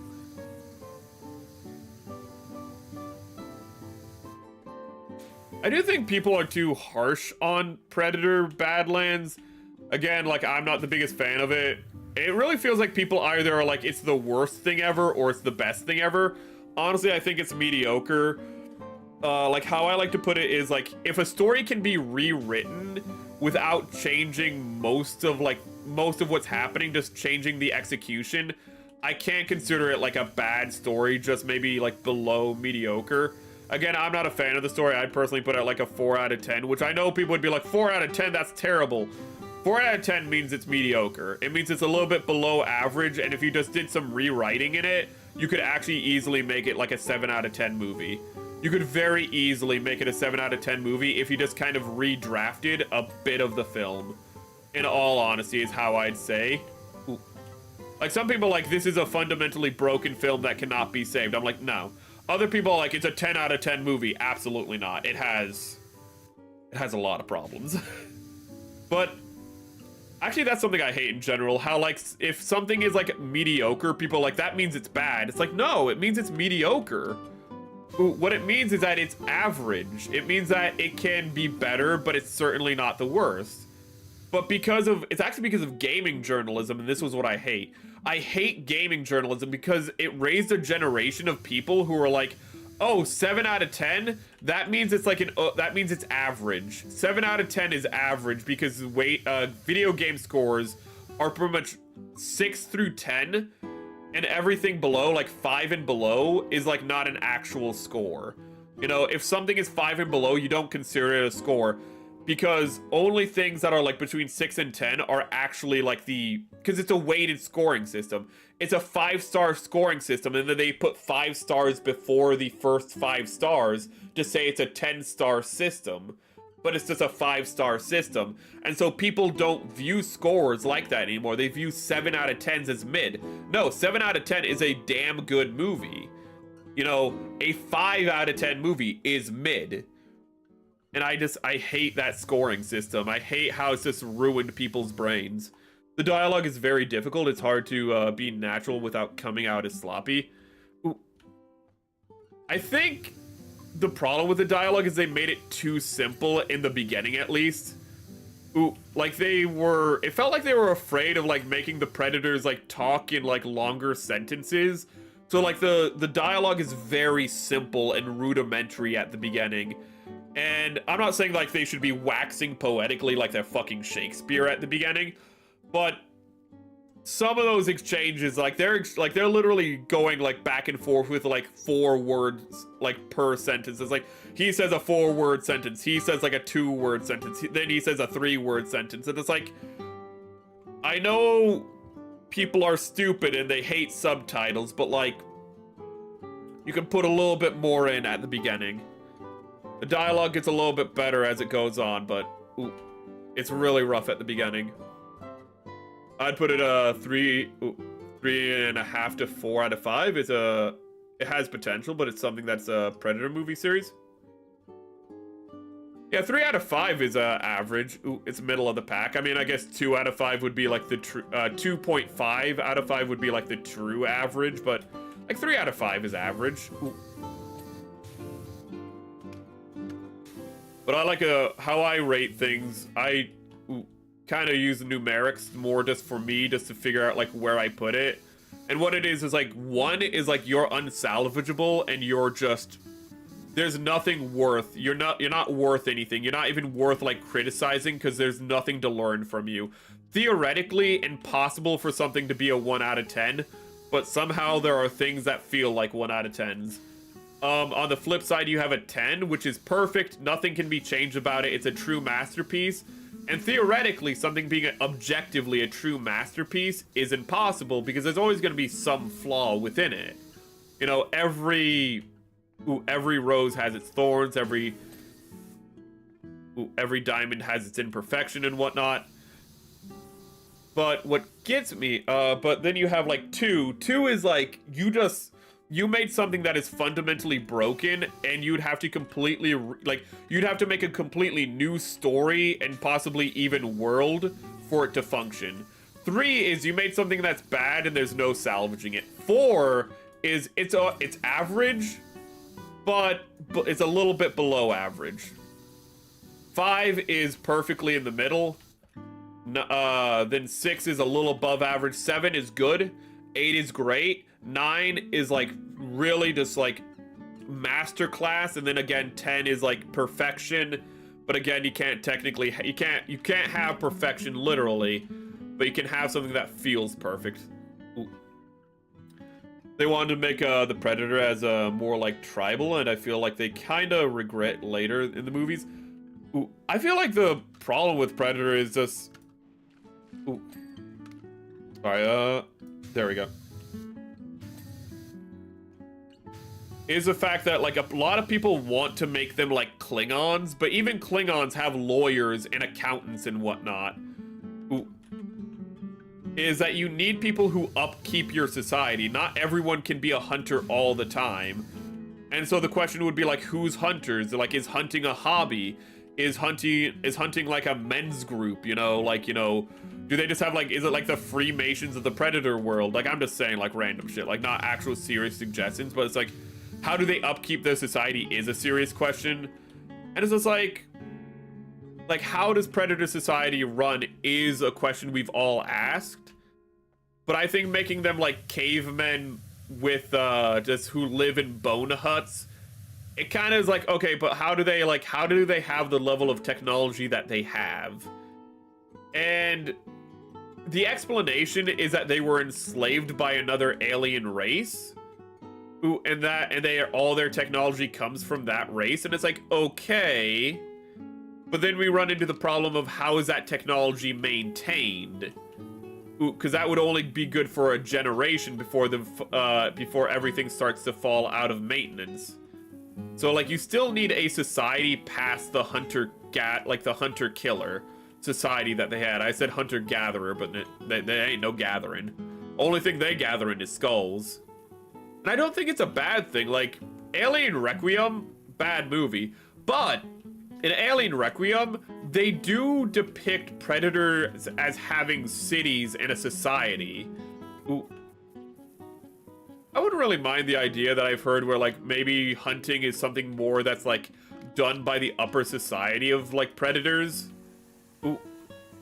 That it's, like, more, like, kind of a... Ooh. Like, it's still, like, a Spartan warrior code, but it's kind of what, like, royals or high society do. Which would explain, like, how they have a functional society past that.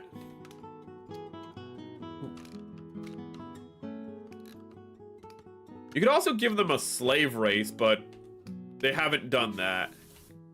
That could also work if you just had them have a slave race that maintained all of their stuff. Ooh. I mean, it would create a question of if they're so reliant on the slave race, why doesn't the slave race, like, rebel? But there could be ways that they could control them. Ooh. Controversial, but Death Standing is a 10 out of 10. I haven't played it.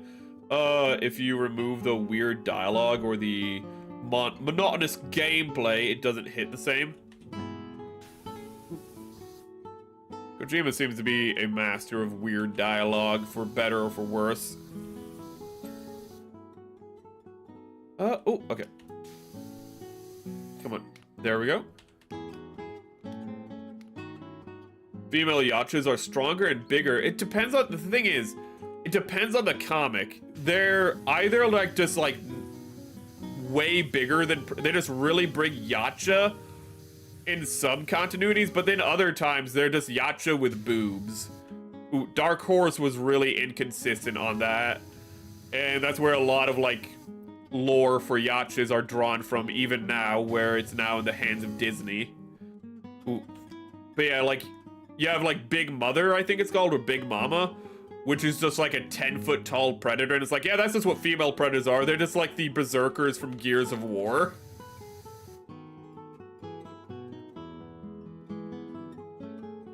People have, probably thirst over female yachas, too much, I guess. Ooh. I mean, when somebody draws when somebody goons over a female yacha, it's always the one with the boobs. But also there's a confusion of that one, like, human woman who got, like, inducted into yacha society. But then when she has, like, the mask on, she just looks... Because she has dreads when she wears the mask, it kind of just looks like a female yacha. Because yacha, admittedly, have very human proportions. So a lot of people are like, well, that's just what a female yacha looks like. So there's also confusion because of that. Oh, yes, this fine-ass Asian... Like, they just look like really attractive brown Asian women. Of course, that's what a female yacha looks like. No, that's just actually an attractive brown female Asian woman, dude. Female Asian woman, fucking redundant. But that's just an Asian woman. That's not a yacha.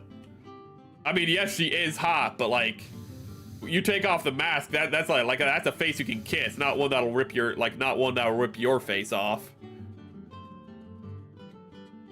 Well, let's be honest, if it was made if it is canon, but if it was made canon that female predators are only like 10 feet tall, again, it's kind of inconsistent depending on the story you're reading. But if they were made it so it's like they're only 10 feet tall, people would still be like, I can goon to that. They're only 10 feet tall and they don't have any boobies because they're Saurian. I can still goon to that. What? It's like ceiling arch, but... Hold up. What am I missing?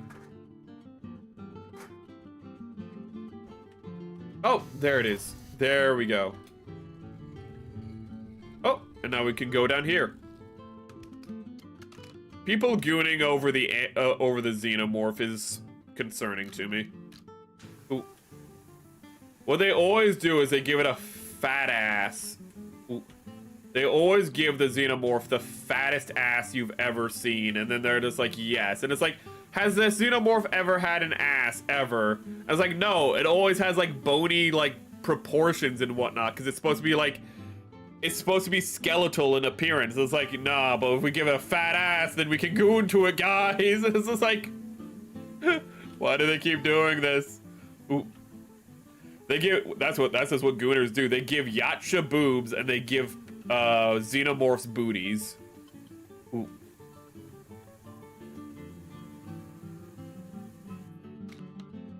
This just goes to show you so man the most horrifying thing in existence, and he's just like, I can fuck it. I think that makes mankind scarier than anything. Here's Cthulhu, eldritch god whose very existence drives men to madness. Modern man. Yeah, I can fuck it.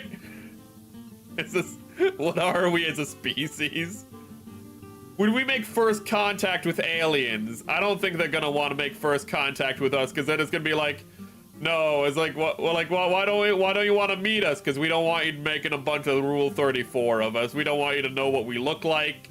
We just want you to know we exist. So you just don't ever come over to our neck of the woods. You just stay over there, okay? Just never come to Alpha Centauri. We don't want you. Just stay away. Ooh. And you know what? I couldn't blame the aliens if they said that. Xenomorphs, I can't. They're not even sentient. That's kind of, well, something I like about the alien xenomorph is the fact that, like, how intelligent they are. I mean, in the second movie, they're just dumb as a fucking sack of fucking potatoes, let's be honest. Oh, sure, they have some problem-solving skills after, you know, 50 of them die.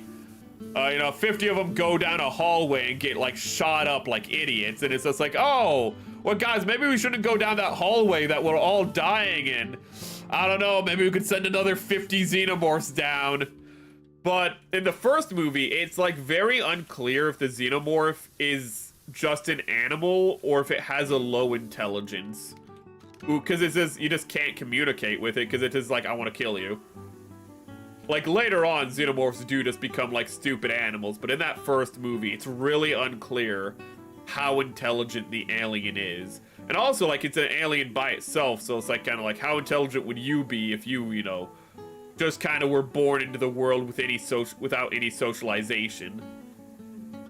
That's kind of what I like about it, is that the alien is immediately capable of, like, we just don't know. It's like when he goes into the vents with the flamethrower. We don't know if the Predator is, like, the Predator outsmarts him, but we don't know if the Predator is, like, just actually problem solves to be like, okay, I can get around him if I just do this and I can ambush him. Or if the alien's just like, well, a flamethrower, that's nothing to me. I'm a big, strong alien. Screw you. You know, we're not quite sure if the alien is just a resilient monster or if it is truly intelligent. Even at the end of the film, we're not sure when it's, like, going around Ridley, if it's kind of investigating what it's looking at. Like, if it's just like, I don't know, like, what I'm looking at. There's, like, this big white thing that looks like a human in this room now with me. And we don't know, like, when it looks at Ripley, like, when it sees Ripley's face in the suit, we don't know if it's like, oh, it is a human, I can kill it, or if it's like, oh, that's where I can attack. Like, where it can recognize the suit, it can't get through the suit.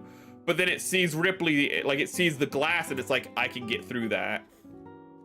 There's a vagueness. We, just like the characters, don't know what's going on with the alien.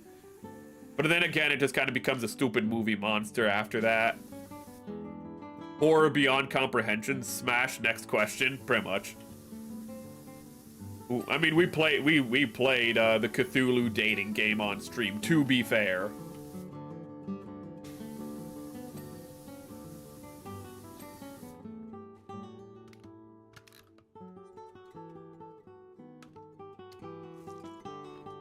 Hello. Hello.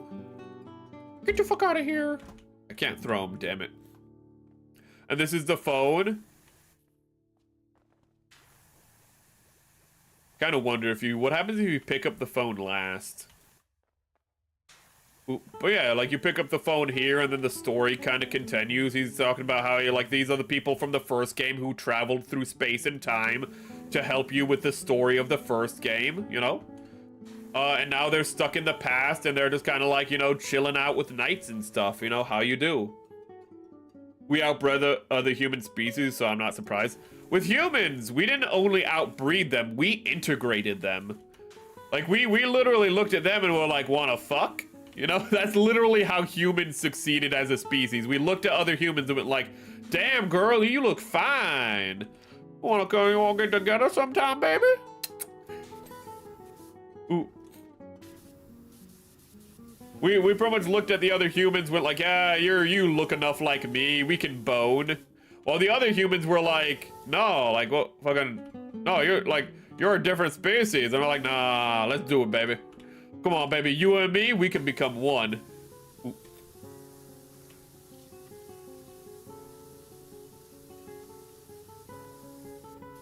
Why can't I phone? I can't pick it up. Ooh. That's weird.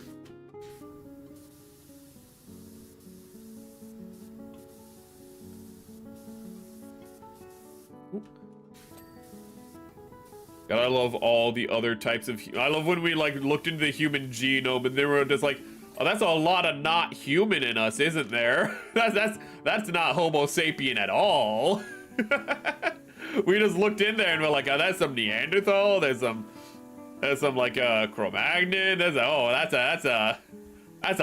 a messy fucking tree. There's no tree for human ancestry. We do not have a tree. We have a bush. Ooh.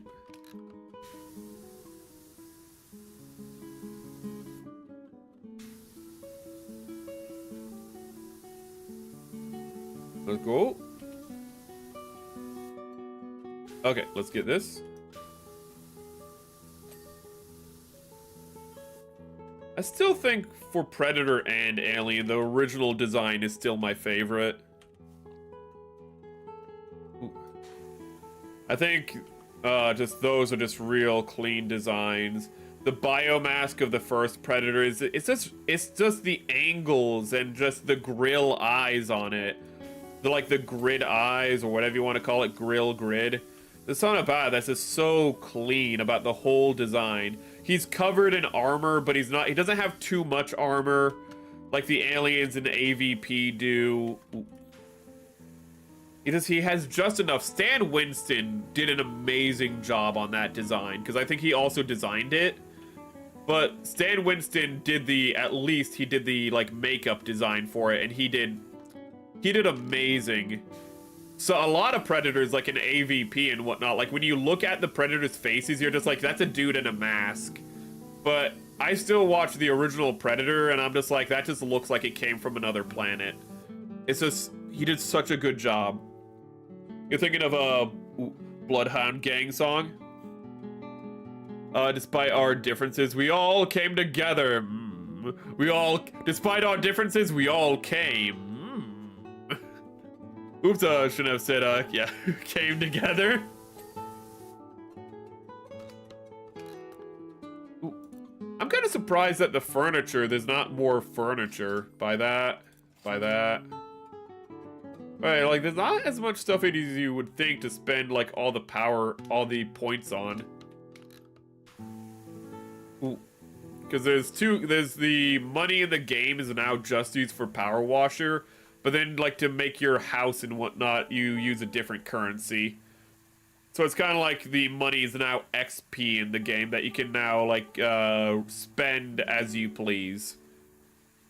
Which I think is pretty good mechanically.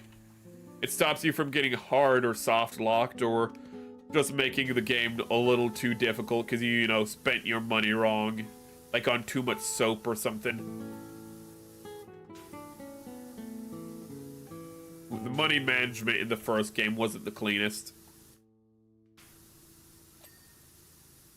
And the alien in the first movie, it's just... I mean, H.R. Geiger himself worked on the alien, not only its design, but he's the person who painted it on set.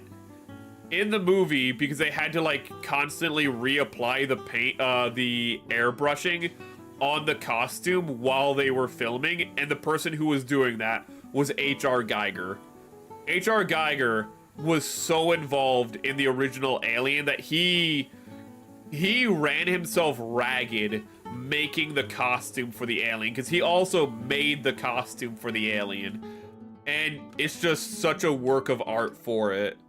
So I think that that's really why the original Predator and the original Alien just look so good, because they're just a singular design made by people who are really good at what they do, made by people who are really good at their craft. H.R. Geiger, just with his just on a conceptual level, amazing artist, and Stan Winston, just one of the best makeup artists that you have, makeup and special effects artists that you have of his generation. I mean, his name is legendary. I mean, the Stan Winston School is named after him. I mean, he founded it, though. To be fair, he founded it. But it's God, those designs just go so hard. And the reveal of the Predator in the first movie, I know, like, you know, the other movies, like, we already know what the Predator looks like, so, but the reveal is so good. Having it throughout the film where we can only see it through, like, the outline of it, you know, through the glow, through the way the light bends around it. But we do get one full body shot when it's, like, healing itself up, where it's, like, applying first aid. We get a very quick full body shot, but it's not really good in detail. But when it's chasing down Arnold Schwarzenegger, when it's chasing down Dutch, and he crawls out of the water, and then just behind him, you just hear something fall into the water. You don't see what it is, because the Predator is invisible, but you just hear something fall in the water. He hears it too, and he just starts crawling on, like he starts desperately, like, climbing up onto the beach, like the muddy beach, and getting covered in mud in the process. And then in the water, you see the, like, ripples in the water first as the Predator is swimming under the water. And then the first thing you see is its hair coming out from under the water. You see its dreadlocks first. Then it cuts back to Arnold Schwarzenegger, you know, and we see him just being terrified. And we're like, you're gonna die, dude. I'm sorry. Like, you're done.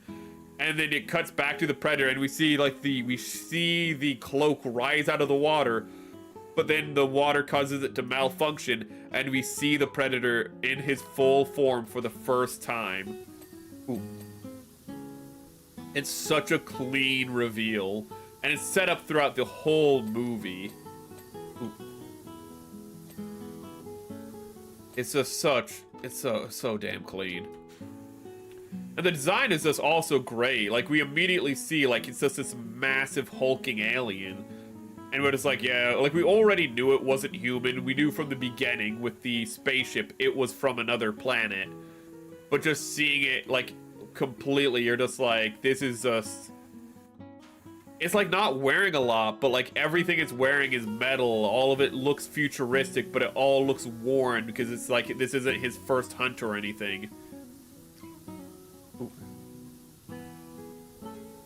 And then the reveal of the alien is also clean, because up until that point, we think it's just a small little thing the size of a cat running around the ship. Where it's like, oh yeah, it's just like the chest burster. It's just like this little, you know, penis snake going around, running about. And they're just looking for it. We have the fake out scare with the cat.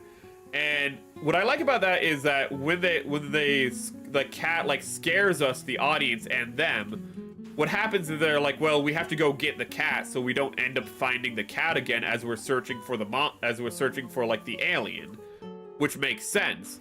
So they're like, okay, Brett, go find the cat. The rest of us will, like, you know, like, do, like, we'll, you know, like, the cat went that way, Brett, go get it. We'll, like, you know, we'll look for, you know, we'll continue looking for the alien. And he goes to look for the cat, which gets him separated from everyone else. And then the alien comes and we get the cat again, but then he's trying to get the cat out, but then the alien just comes down from the ceiling, hanging from the chains, and it's just we just see it be like this massive ambush Predator, but we just get this kind of slow reveal where we see it drop behind him. We don't get a good shot at it, but then he turns around. And even then, we don't get a great shot of it because we get the close-up of its mouth and like its mouth pulling back and shooting out its second jaw. It's just, the whole scene builds tension wonderfully. Ooh.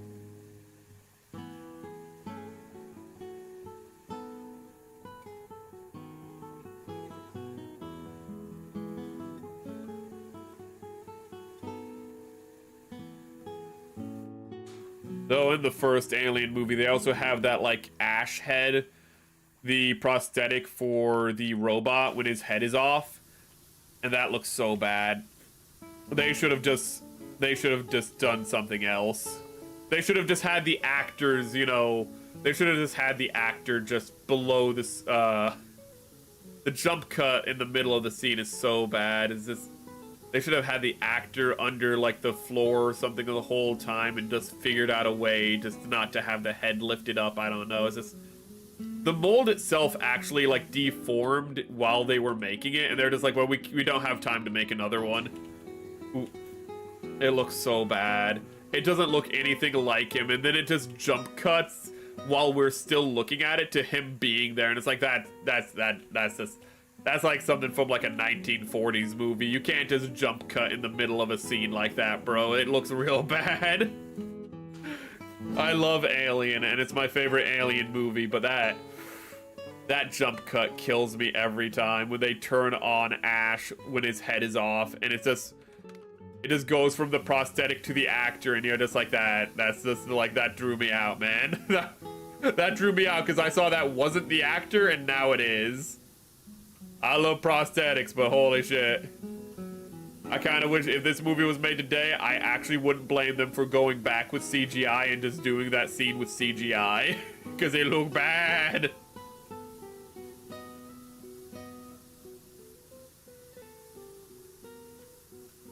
Oh god, I need to rewatch the Pirates of the Caribbean. Because I was just thinking of just good old CGI, and god, Davy Jones still looks amazing in that movie. Ooh, but the reason he looks so good is because everything else in that movie is so practical. Hell, a lot of his crew is CGI, but a lot of his crew, more than you would think, are just dudes in practical special effects. Like, just practical makeup and whatnot in Pirates of the Caribbean. It's real clean. Ooh.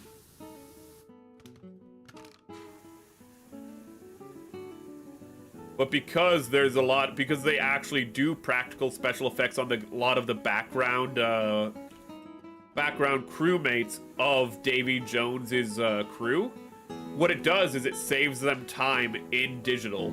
Is that they can just focus purely on Davy Jones because he's like 90% of the CGI in the shot, and they can spend and that allows them to spend so much time. If all the guys in the background were also CGI, then they'd have to split so much more focus. And a lot of his crew is still CGI, but again, it's a blend of CGI and makeup a lot of the times, even when it is the rest of his crew.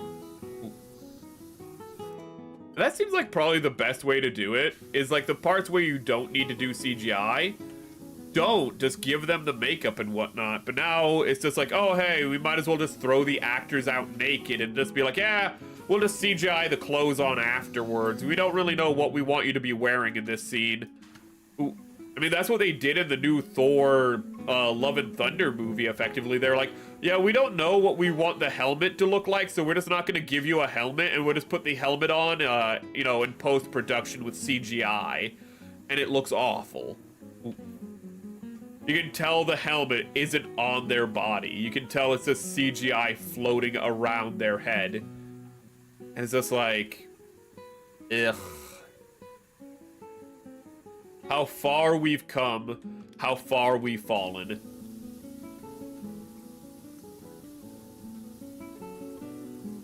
There's also something about the early CGI, even when it doesn't look the best, like in The Mummy or in the first Pirates of the Caribbean film, it has this quality where it's just like right on the precipice of the uncanny valley. It's not in the uncanny valley, it's like right before the uncanny valley where you know it's fake, but your brain is kind of like happy with that, and it kind of fills in the blanks for like the it fills in the blanks for you. And then and that's kind of thing I think why a lot of that CGI of that era is endearing. Because it's kind of right before the Uncanny Valley effect takes place. And to do that now with better CGI would actually be more difficult because you'd have to effectively stylize the CGI or downgrade it, now that I think about it. Come on. Oh my god, we're over 3 hours. This was a mistake. I should not have done this one.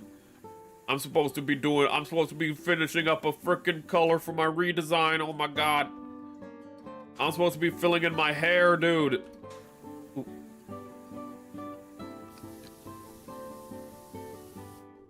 Oh, I don't know why I stopped.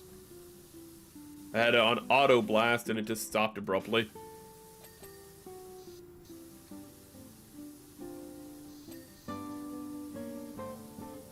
I was gonna think about my favorite Godzilla design, but I kind of think the Godzilla -1, it feels like the best elements of the old Godzilla designs just wrapped into one.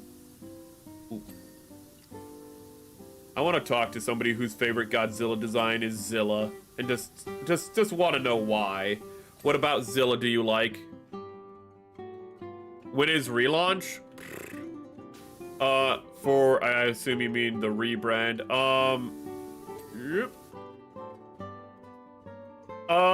Still the design is on schedule for... Ooh. Is still on schedule for December. Again, the latest it will be is in March. Because in March we're retiring, no matter what, by March we're retiring Merrick Vesper. Ooh. But we're not getting a model by then. Or at least we're not going to be getting, like, a long-term model by then, I should say. But, yeah, but, like, we're going to start the transition in December. And then the relaunch will hopefully happen at, like, I hopefully have the 2-year anniversary with Merrick and then relaunch into...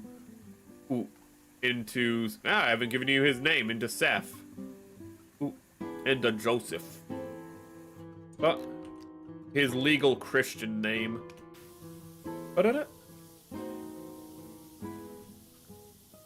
There's more to his name, of course, but... But if you're asking for that, for the if you're asking relaunches and rebrand, that's when it would be scheduled just about.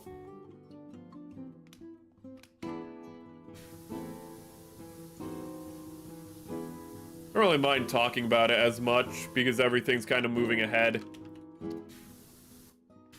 I am sad that I'm going to be losing Merrick, but again, like, a big part of doing this is also because it gives me more freedom, and it also just, there's just more to build off with the rebranding.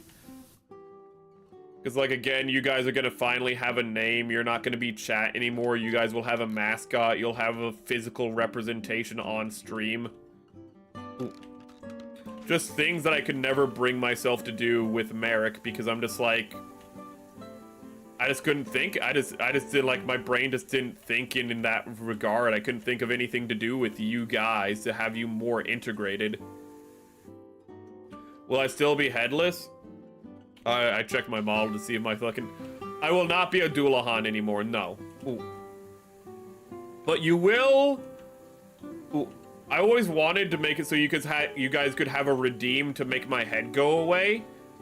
But, and sadly, we will probably never have that with Merrick Vesper because, well, he'll be retiring. But with the new model, you will have redeems that will either be timed or...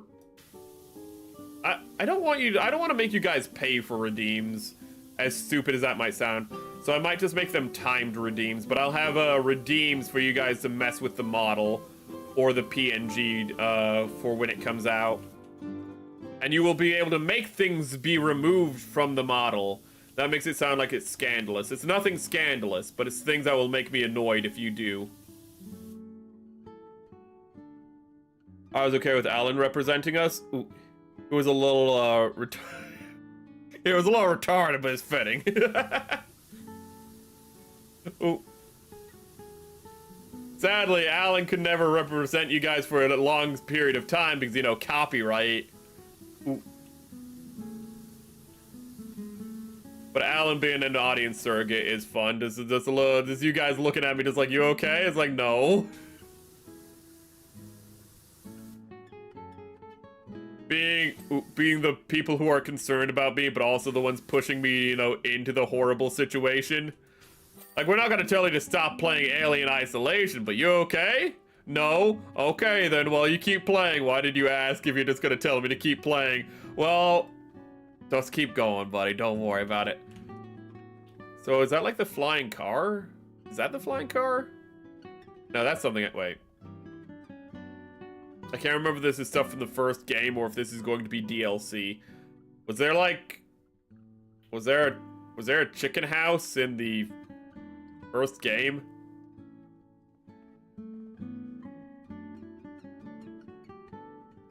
Actually, now looking at all this stuff, okay, wait, no, these are the floats. Okay, no, wait, I'm putting it together. In the end of the game, these are the floats. I have no idea what this is. Oh, damn it, whenever you guys say Alan, I always think of, Jurassic Park 3. Even when I say it, I think of it just the scene when he's in the plane and it says, Alan, the velocity, he just wakes up and he sees a Velociraptor sitting across from him, and the Velociraptor just goes, Alan. It's such a weird dream sequence. I want to figure out what these are. So this is the floats at the end of the game. So let me see if I can... Spoilers, by the way, if you haven't beaten it. But it's this level.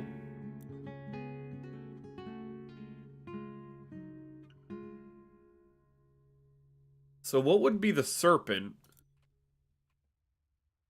Would it be this? The streetcar? Because there's a dude inside of it.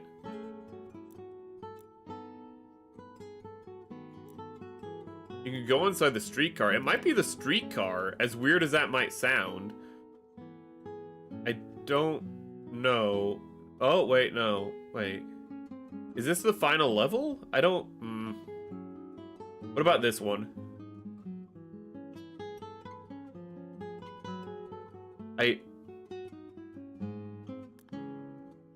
Presumably it'd be levels after this one, so we are right here. I can't figure out what levels these are at all. Like, maybe the future bike? That's not a bike. Maybe the future bike is this thing? That makes sense. This being the bicycle, this being the future car, because you have the general shape in the body, and then you have it being flying around. This is the house. Wait, I know which one this is. This is the house that's made out of the plane from the first game. Let me see if I can find it. It's, this house right here. So this is this house. It's the bird house, because you see it has, like, the plane head, which would be the monster head, and then it has the wings. Okay, so... we're, like, figuring this out. We got, like, half so far. Some of these are just killing me. It's a bug with wheels, digging. I figured it out. This one is the dump truck. This one has to be the dump truck, right? Big bug, big metal bug, used for, like, digging stuff. Okay, so that leaves this one. It can't be the floats, because that one's the floats. So what are you? Let's see if we can figure this out. Presumably, these are all foreshadowing, so... would it be the car and trailer?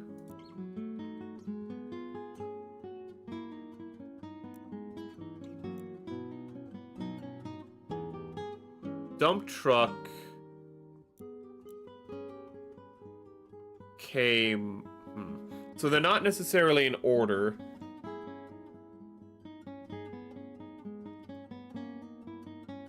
$18-wheeler? Or car and trailer?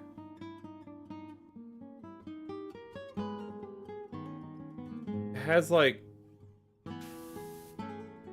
This one's killing me. There's like 2 smaller vehicles, then there's one bigger vehicle. Could it be the 18-wheeler with... Ooh. I'm not sure if it's the... It could be the 18-wheeler because it has the future bike in it. Is it this? Is it the extra... I just can't figure out which ones this is out of all these things. Is it the stretch limo with the helicopter on the back? I can't... I don't know. I don't know, chat. I just don't know. And this one is also just... Is it the final level?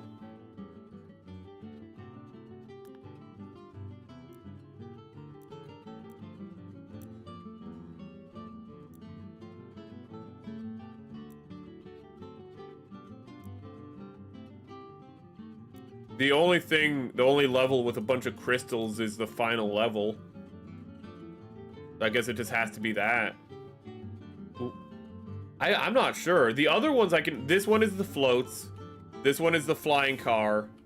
This one is the plane building, and this one is the dump truck. But I just... These two, I'm at a loss for. But that doesn't matter because we are at the end of stream, so I'm going to say goodbye to you guys. I'm going to look for a place to link you guys out to because this stream went on for a little too long. Let me see if I can find somewhere to link you guys out to. We had a very long time. Oh. We're talking about this isn't D&D. It looks like, I think they're playing World of Warcraft. I might send you there. Let me see.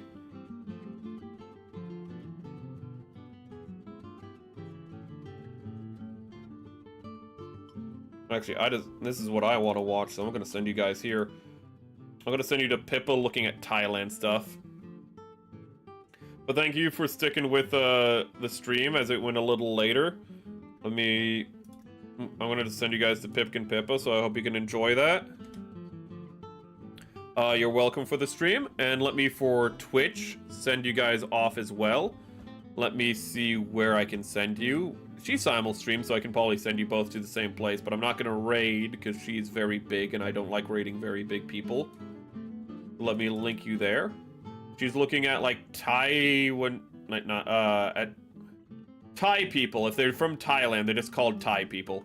They're looking at Thai people playing with bunnies, I guess. So, there you go. Let's put up the end screen. We'll be back tomorrow with your choice. It looks like we'll be... Actually, no, the poll ended, so we're going to be playing Doom tomorrow, 2016. And on Friday, we'll be joined by Atya Tepis and whoever else cares to join us. I send out an open invitation, but we're going to be joined by Atya Tepis on Friday for the Alien watch-along. So I hope you guys can be there. You have to provide your own copy of Alien. Though if one of you wants to share it in the Discord while we're watching, I wouldn't simply accept that. I would appreciate it. Because I can't, sadly. Because I'm going to be sharing it with Atya. But thank you guys for joining us. Have a great day, a wonderful life, and remember, don't lose your heads. This has been Merrick Vesper signing off from me to you. But Taiwanese is for people from, like, Taiwan, right? Ooh. Pepe is always a great choice. Have a great... Yeah. That's, like, Thailand and Taiwan are different places, right? Yeah, because, like, yeah. Yeah. Like, they're spelled different, too. So then it's called Thais if they're from Thailand, but they're called Taiwanese if they're from Taiwan. I can figure it out. Is it, like, called Thailand as in, like, land of the Thais? Is land, like, English, or is it just a coincidence that it's called Thailand? Why isn't it called China land for, like, Chinese people, or Japan land? Why is Thailand the unique one? I'm gonna end stream because these are really stupid questions. Have a good day, everyone. Yo, mama's so stupid. She went to Bangkok to get a TIE fighter.